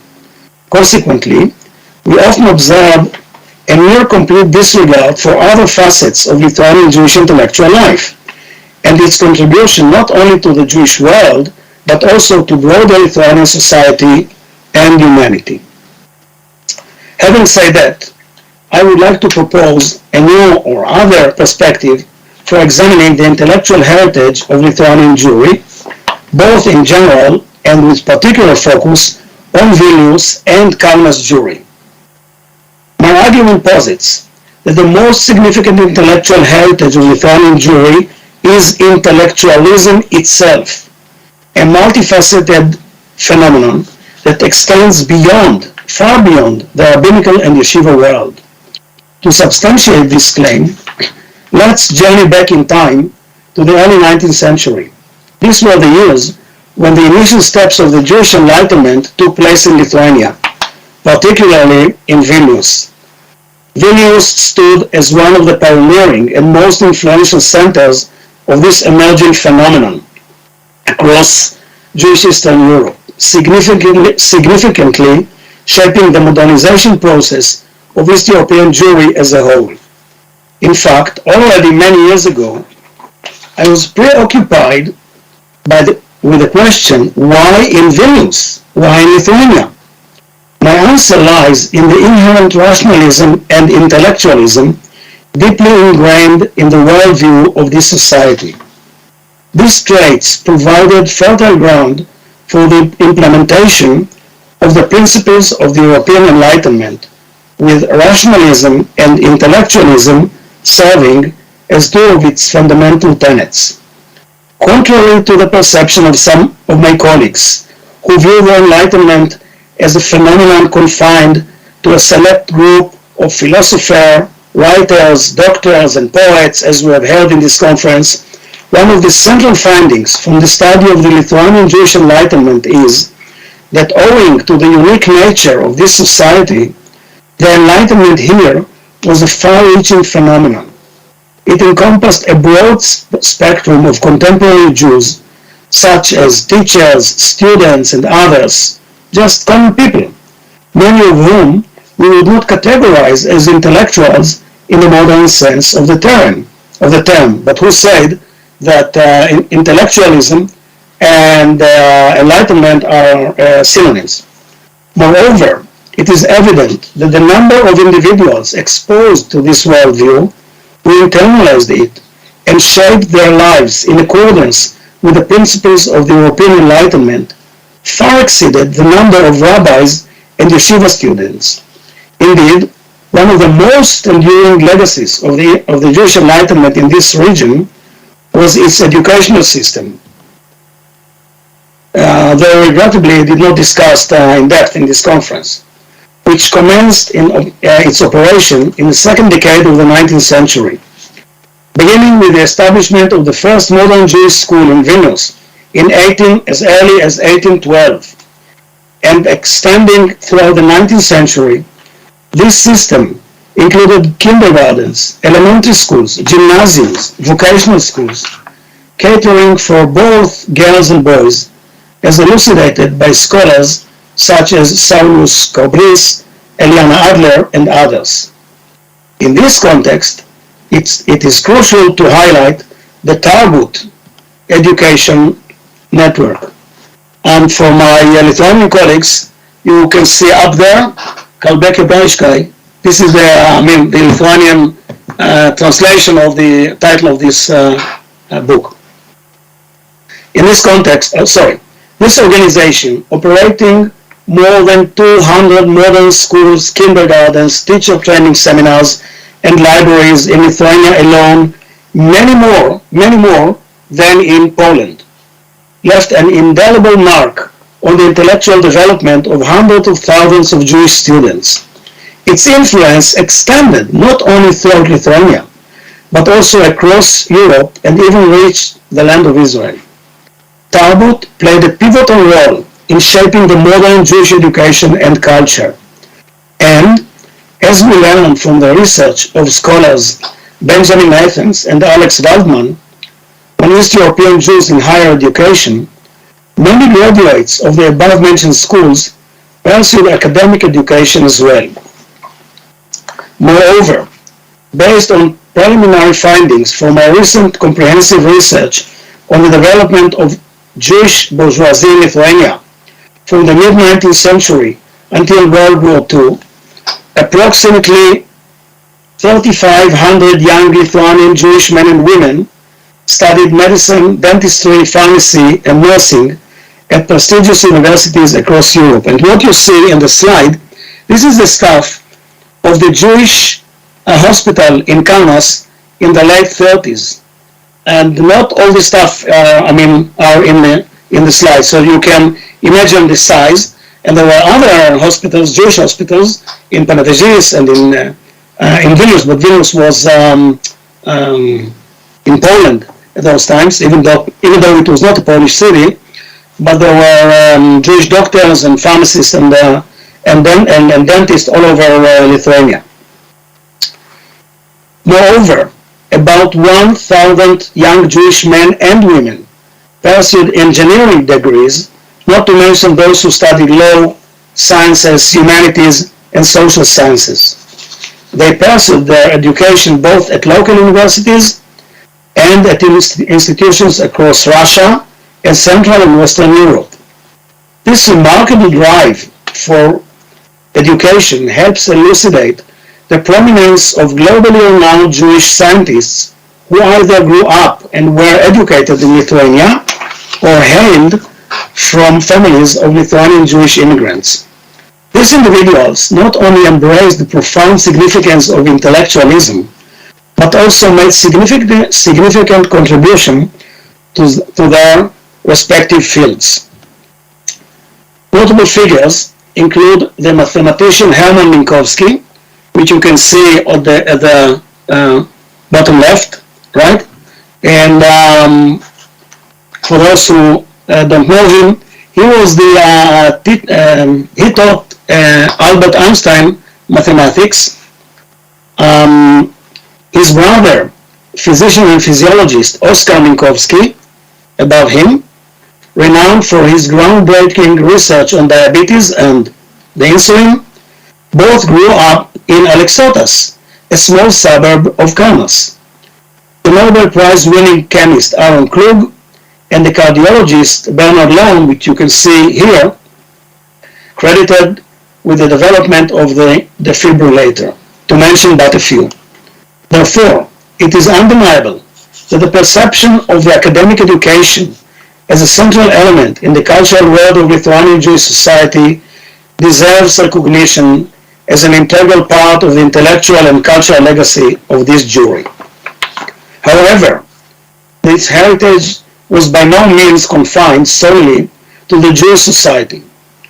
Those students who pursued their education in other countries and later returned to what they considered as their homeland, Lithuania, and here I want to add that after World War I, during World War I, quite many Jews of Lithuania were exiled to Russia, and after the war, surprisingly, so many of them returned to Lithuania. But during the war, many young men and women not only graduated high schools and gymnasiums in Russia and the Ukraine, but also studies in universities in St. Petersburg, Moscow, Kharkiv, Odessa, Yekaterinoslav, and so on and so forth. So when they returned to Lithuania, mostly in 1921, they reshaped not only the cultural environment of the local Jewish society, but also played a fundamental role in the development of the Lithuanian healthcare. And what you see in this slide, this is the map of Central Kaunas. I'm sure that my Lithuanian colleagues are well aware of this area. At the main, in the middle is Laisvės Alėja, the main road. Each red point marks a clinic of a Jewish doctor, each one of them. And this, this is in around 1934, 1935. And you can see, I mean, the other points marks the Jewish theater, Jewish bank, Jewish hospital, and so on and so forth. I didn't add to this map Jewish dentists and Jewish pharmacists because otherwise we couldn't see, the city at all. So this map presents in the best way the significance of the Jewish presence in the Lithuanian healthcare in the interwar period. For instance, those acquainted with the history of Kaunas in the early 20th century are aware of the city's unprecedented construction projects during the interwar years. Many of these projects have been designed in the international style, more commonly known as the modern style in Israel. Mistakenly, many of us called it the Bauhaus style, but now, and have even earned those buildings a place in the UNESCO's World Heritage List. What is lesser known, however, is that a significant number of these distinctive buildings, especially public ones, were designed and built by local Jewish architects, entrepreneurs, and constructors. Among the most renowned of them were the brothers David and Gedalia Ilgovsky, which I'm sure are known, well, maybe partially to some of my colleagues, obviously to any historian who is interested in the history of interwar Lithuania. The expansion and the modernization of new Kaunas, I mean the area around the main boulevard, Laisvės alėja, and new modern neighborhoods such as Žaliakalnis attracted numerous Jews, particularly those engaged in white-collar professions.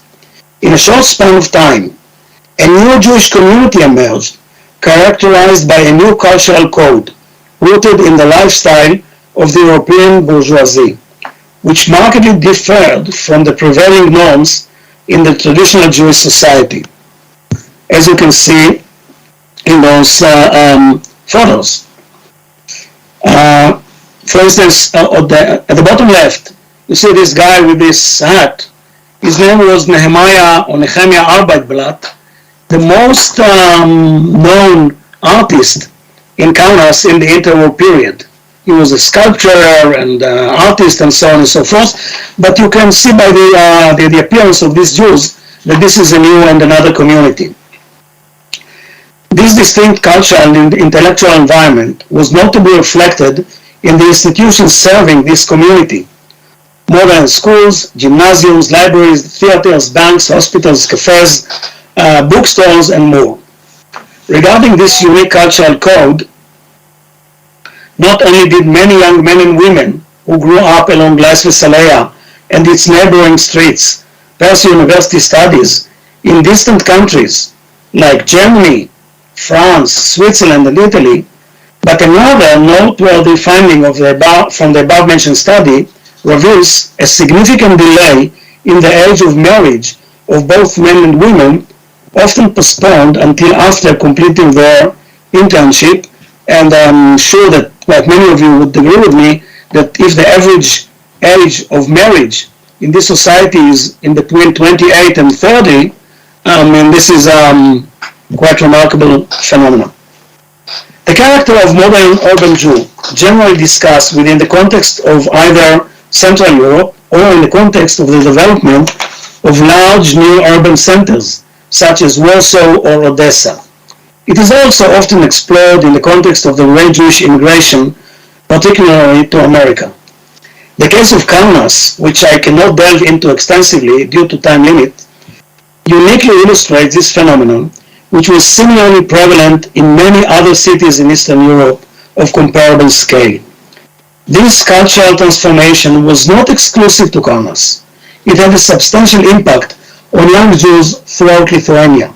Thus, it is safe to assert at this point, the cultural and intellectual heritage of Kaunas Jewry was in no way inferior, whether in terms of scope, content, or influence, to that of Vilnius Jewry. Another distinctive facet of Lithuanian Jewish cultural heritage pertains to the realm of printing and publishing.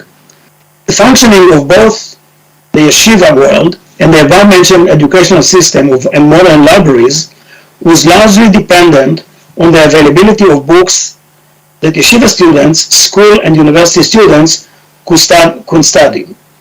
Most of these books were supplied by various local printing houses. Among these, the Rome Family Printing and Publishing House stood out prominently. And what you can see here on the slide is not just, the different, for instance, this book which was just mentioned by Zvia, Mr. Paris, but also the Babylonian Talmud, and this is a book about, at the lower right for mathematics. At the bottom left, you see a photo which, I'm not sure, but this is considered the photo of Deborah Rome, the owner. But what is very significant is what you see the drawing in the middle. These are the plans which the Rome Printing House presented to the city of Vilnius in order to build a new publishing and building and printing house. This was presented in, if I'm not wrong, around 1870 as part of the preparation for the printing of the new Babylonian Talmud. Now this building stood before the war at the corner of Ligonine and Rudnitsky and Rudninku Gathas. Anyway, operating in Vilnius from the early 19th century until World War II, it was the largest and most significant of its kind in the entire Jewish world. And pay attention, Vilnius was never, from the Jewish perspective, was not Warsaw, was not Odessa, I'm talking about scale, was not even Riga. But still, in Vilnius operated the biggest and most influential Jewish printing house all over the world. Here, too, I must limit my elaboration due to time constraints, but I would like to emphasize that one of the key findings from my research on this institution is the pivotal role played by Deborah Rome, also known as the widow. She, more than any other individual Jew, was responsible for the shaping of the modern Jewish bookcase. And this is, everybody who knows something about Rome always think about the Babylonian Talmud. But during this research, we constructed a new catalog of the books which were published by the Rome Printing House. And I must tell you that the Babylonian Talmud, which they printed and reprinted, I think, 3 times, was not more than 10% of their production. The vast majority were all different types of books. And this is the reason why I stand behind what I just said, that I repeat it, that she, more than any other individual Jew, was responsible for shaping the modern Jewish bookcase. This bookcase included religious literature, scientific literature, covering various subjects, as well as Hebrew and Yiddish translations of the finest world literature. If this does not constitute intellectual heritage, the very essence of this concept becomes unclear to me. Finally, this intellectualism, which expanded boundless horizons for creativity and thought, served as the foundation for the literary endeavors of notable local Jewish authors such as Abraham Mapu, Adama Cohen, Kalman Schulman, Judah Gordon, Moshe Kulbak, Leah Goldberg, and Abraham Sutzkever, to mention but a few. When discussing the concept of cultural and intellectual heritage, it's essential to remember that it encompasses not only a set of beliefs, values, modes of thought, and customs transmitted from one generation to the next, but also the influence that this set of values exerts on groups and circles outside the social group in which it originated. Heritage that remains confined within a narrow social group is susceptible to stagnation. Conversely, a heritage that interfaces with other belief systems, customs, and values evolves and continually enriches itself, remaining relevant for future generations. I believe that my understanding of the intellectual heritage of Lithuanian Jewry illustrates this principle. The recent, and I'll exemplify it. The recent proliferation of yeshiva students within the circle of the ultra-Orthodox community, today, self-identified as Lithuanian, is often seen as evidence of the richness and vitality of Lithuanian Jewish heritage. However, this may be but an illusion. If this perception were rooted in reality, one would expect a positive correlation between quantity and quality. In other words, a larger number of learners should result in more innovative and unconventional study methods that offer fresh horizons for a revitalized discourse and intellectually stimulating study.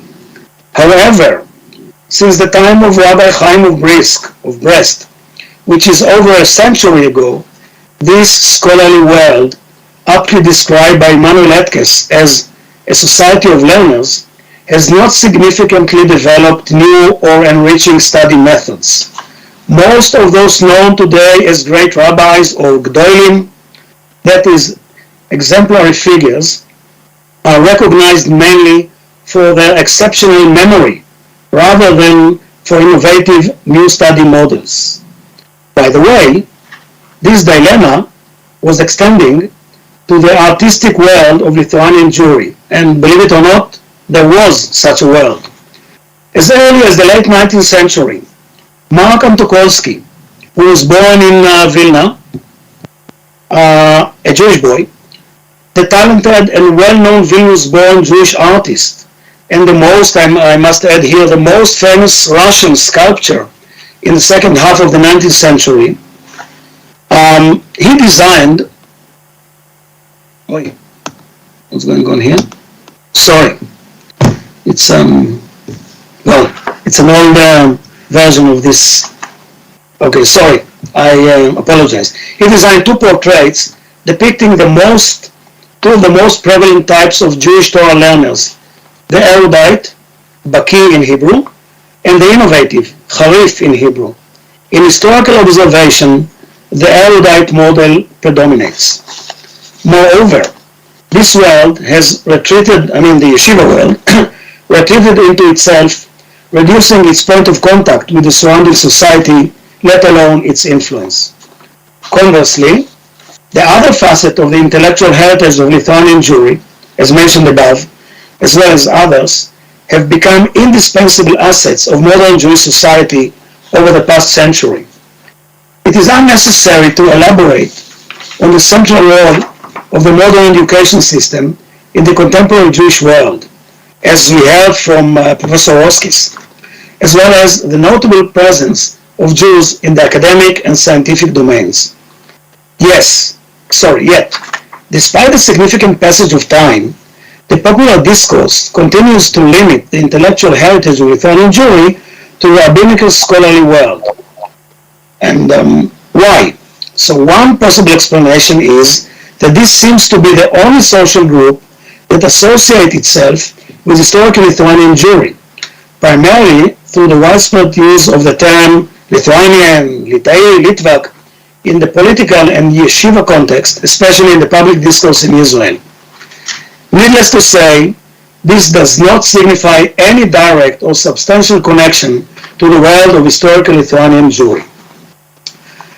And to sum up, it is indisputable that within the Jewish society of Eastern Europe, Lithuanian Jewry was recognized as a society characterized by its middle names, rationalism and intellectualism. However, in Jewish Lithuania, intellectualism was not confined to a closed and limited elite group.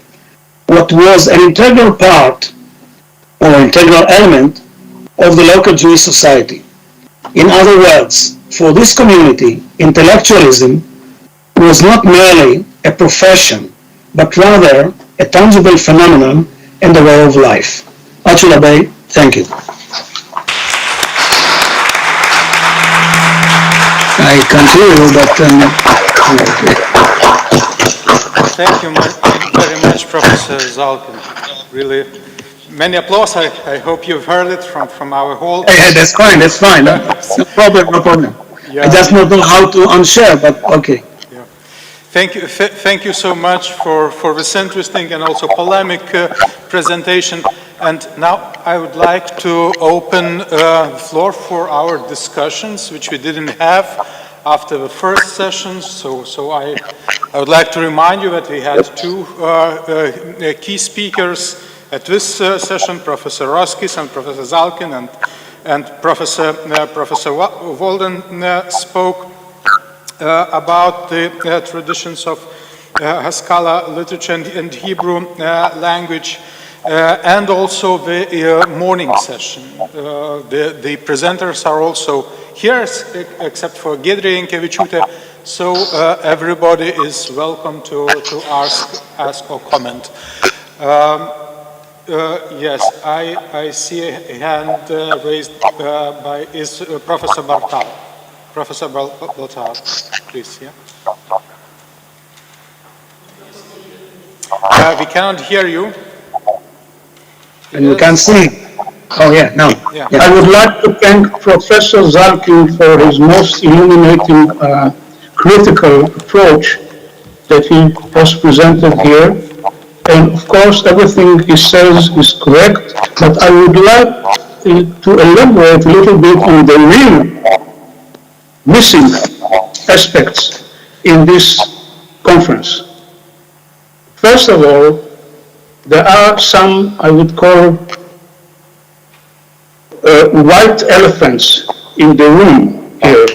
First of all is a word that was not mentioned at all, although it was kind of enveloping all the discussions, and this is acculturation. Actually, the intellectual history of the Jews in general, and the intellectual history of the Jews specifically in Eastern Europe and in Central Eastern Europe, Lithuania included, has to deal with a multi-ethnic, multicultural, multi-political environment in which all kinds of alternative options for acculturation were available for the Jews from the 18th century on, if not earlier, including, of course, the case of Vilnius, of which you have, for example, another word that was not mentioned at all. We have much of colonization, not the word, but the issue of, kind of being Europeanized, so to speak, via the Polish language channel or the Polish culture channel. The word Russification, for example, was not mentioned here at all, including, by the way, Antokolsky. Antokolsky did not deal only with Jewish themes. His most famous work is Ivan the Terrible, and he is regarded as a major Russian, artist. So, if I put it here, and we have another perspective that in the coming next conference on cultural heritage of the Jews in Lithuania, we should deal with a multicultural acculturation with different options. The second and the last thing that I think I might say here is the idea that dealing with intellectuals means actually that you deal with something which is much larger. This is, again, by the way, it was shared by some of the speakers here, the misunderstanding of the difference between the so-called Haskalah or enlightenment and, if you like, modernization or cultural modernization in general. Haskalah usually has been identified for centuries, and by the way, Moti was one of the first to cope with this issue in his doctoral thesis in his well-known book that was published, I think, 30 years ago, that it was one thing to become a maskil, which was quite kind of a moderate, if you like, very moderate, almost orthodox, if you like, Jewish movement, and this stream of acculturating, if you like, in a more radical nature, in which actually the continuation of Jewish culture played a minute, if not at all, role. Okay, so the story of the things we heard in those two very interesting days of the conference had to do with different stages of acculturation in a multi-ethnic, multi-political environment, and of course, last but not least, the geopolitical and, if you like, nationalistic mandate, and I put it bluntly, okay, has made this issue very complicated in international conferences, because if you speak within a Lithuanian essence, what is, by the way, Lithuanian? Most of the Jews that were mentioned here as Lithuanians today would be called Belarusians, as you know. Some others would be called Polish. By the way, Vilnius in Polish Jewish history was part of Polish Jewish history, was not part of Lithuanian history. So if I put it to sum up, the issue is so controversial and so highly even loaded with apologetics and anachronism that next time we meet, we should rather deal with Jewish modernization. Thank you. Should I answer now or wait?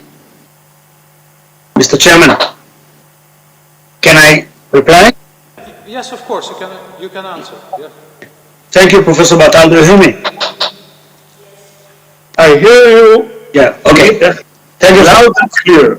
Okay. Thank you, Professor Bartal, for your comments.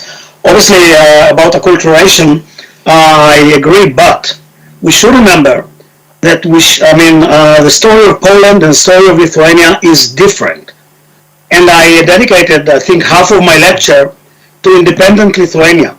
And the Jews who returned or grew up in the interwar period in Lithuania, not in Vilnius, right? They considered, themselves Lithuanian Jews, not Polish Jews. They studied Lithuanian at schools. They wrote, so many of them spoke Lithuanian fluently, and we should pay attention to it because it's this subject was pushed to the margins of the research discourse, and especially when we are talking about Kaunas or Kovna, right? Kovno, Kaunas, right? And if we would have walked, in Laisvės alėja in 1935, 1938, 1939, right? We obviously could, we would hear Yiddish, a lot of Yiddish, but we would hear also so many Jews speak Lithuanian. We would find in the bookstores of, what's his name, I forgot, right? A very famous owner of a bookstore in Laisvės alėja. Books in Yiddish, in Hebrew, in Polish, and Lithuanian, and so on and so forth. And and one more comment: the most famous sculpture of Antokolsky was not Ivan the Terrible. Antokolsky made more Jesus sculptures than any other sculpture all over the world of his time. Obviously, everybody knows Ivan the Terrible and Catherine the Great and all of this, but here I totally agree with you. This is one of the most significant evidence to his acculturation to the Russian culture. Thank you. I totally agree with everything you said. Just one thing. Remember periodization. I never said that there were no Lithuanian-speaking Jews in the interwar period and there was no kind of acculturation into Lithuanian culture in the 20th century. But we are talking of a story that goes back to the 17th, even 16th century. And this is why I was careful to say the geopolitical boundaries actually determine historiography. Go back to my lecture yesterday. The part that I had to read. Okay. Okay, now I would like to ask Professor Roskis to join in. Is this? No, Okay. So I would like to add my voice to this conversation. I think that the last thing that Professor Bartal said is right on point, that the focus of what I was doing has to do not with modernization writ large, but with the process of Jewish modernization. And I think that's a wonderful corrective. And that is why I drew a Star of David.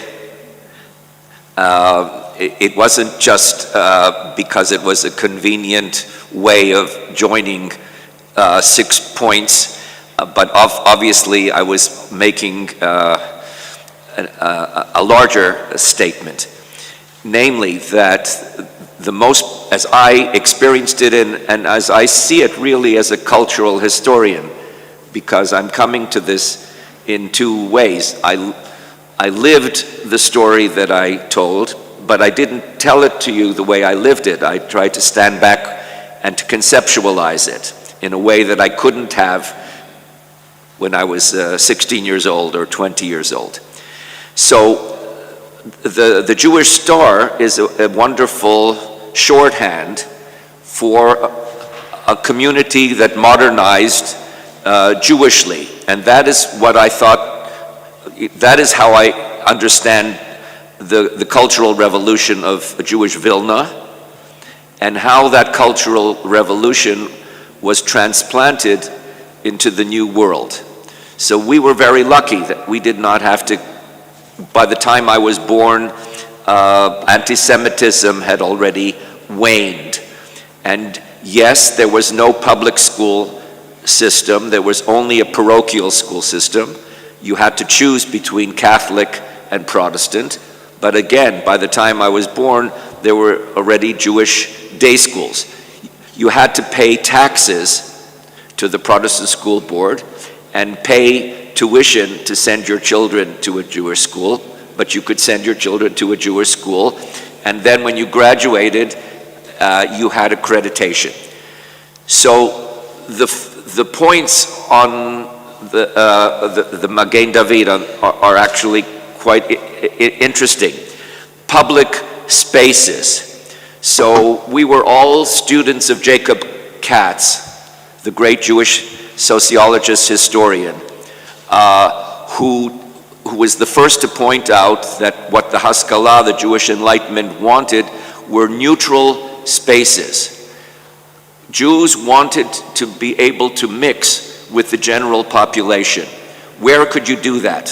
Where were there neutral spaces where Jews and non-Jews could meet? Well, there were parks.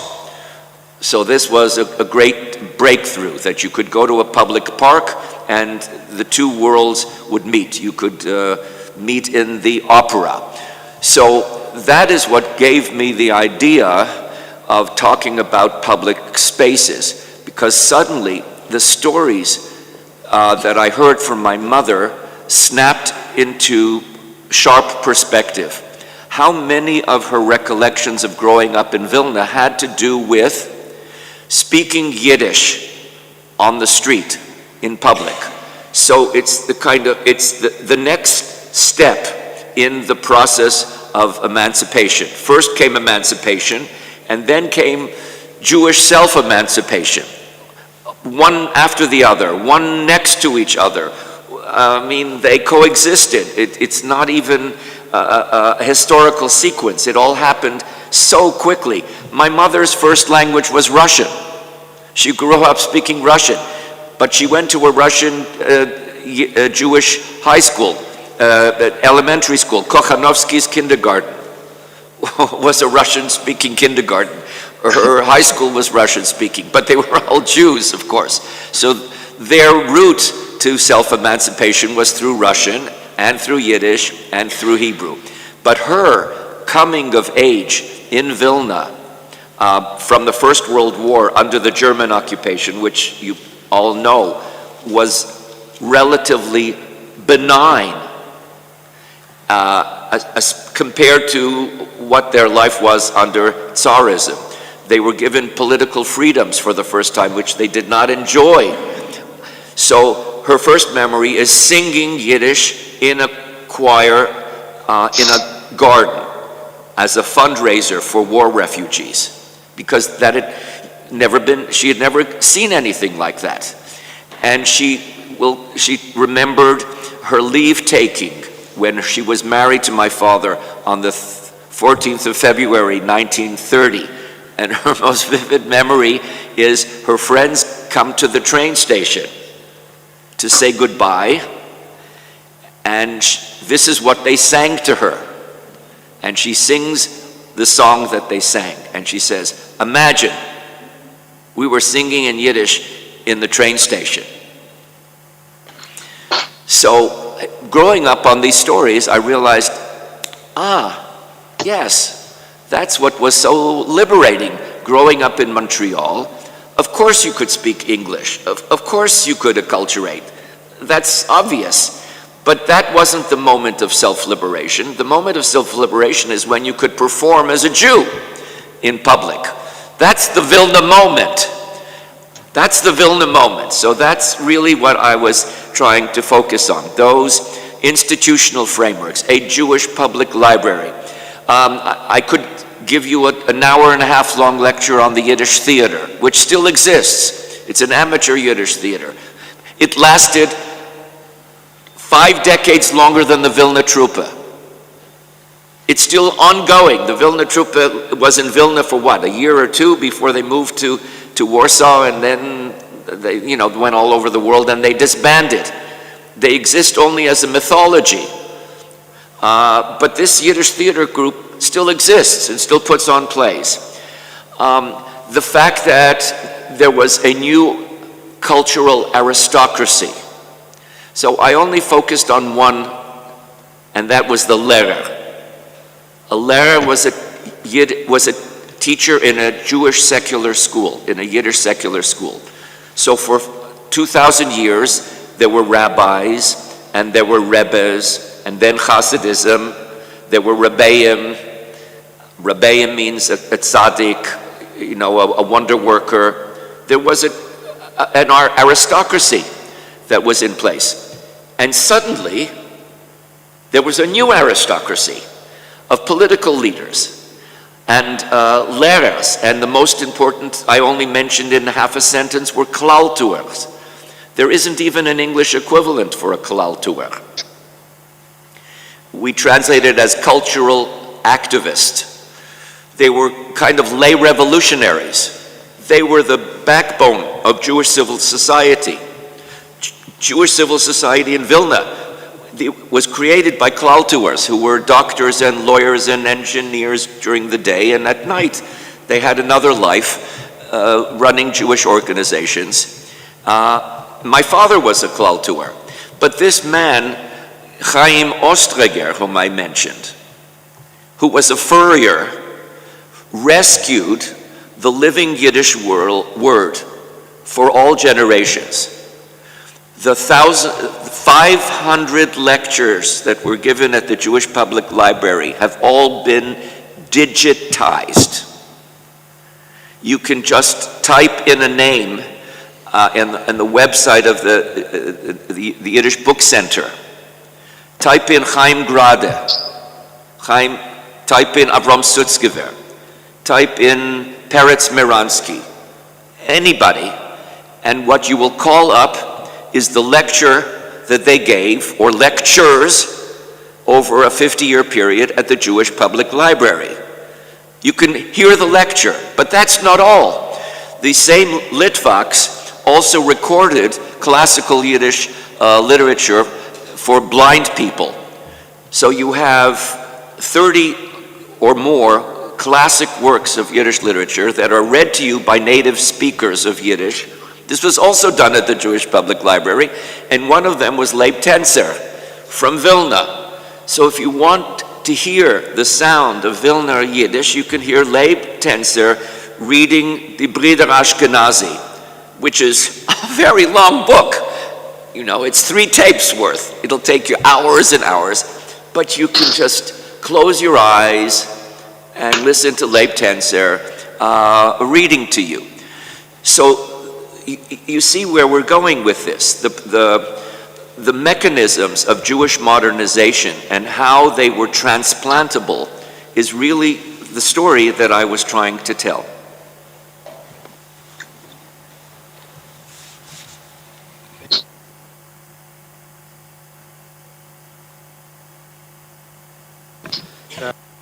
Any more questions or comments continuing our discussion? I'm just looking for any more hands raised or questions from the audience. Yes, then I would like to invite the head of Humanities and Social Sciences section of Academy of Science, Professor Vytautas Nekrošius.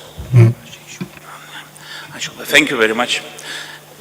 Dear colleagues, I will allow for me to say, dear friends, thank you very much that these 2 days you were here. I think that we together organized a very good conference. You know, a lot of people in Vilnius today know that for 50 years ago, Vilnius was, or more than 50 years, 70 years ago, 80 years ago, Vilnius was the North Jerusalem. That most of population that was Jewish, but it was only theoretical. The most people in Vilnius today don't feel it, and I am sure that after these 2 days, we made all together a small step to the situation when the people in Vilnius and people in Lithuania, this history of Jewish Vilnius, of Polish Vilnius, of Vilnius as a capital city of Grand Duke Lithuania, this history is closer to us. And without you, without these 2 days, it would be impossible.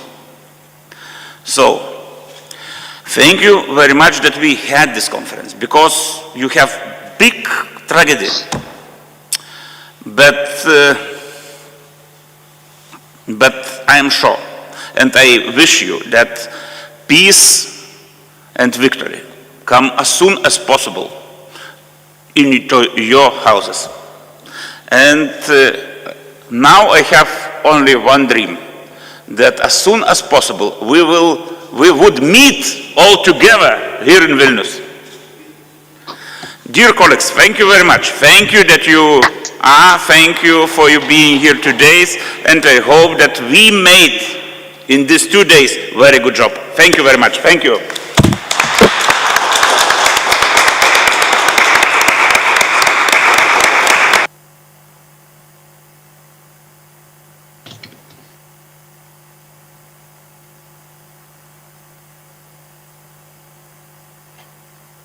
Thank you again. Thank you very much to all the participants. Those who are in Vilnius will now have a guided tour in the Vilnius Old Town, and our colleagues in Israel, let's hope, will join us next time. Thank you very much, and see you again. Thanks.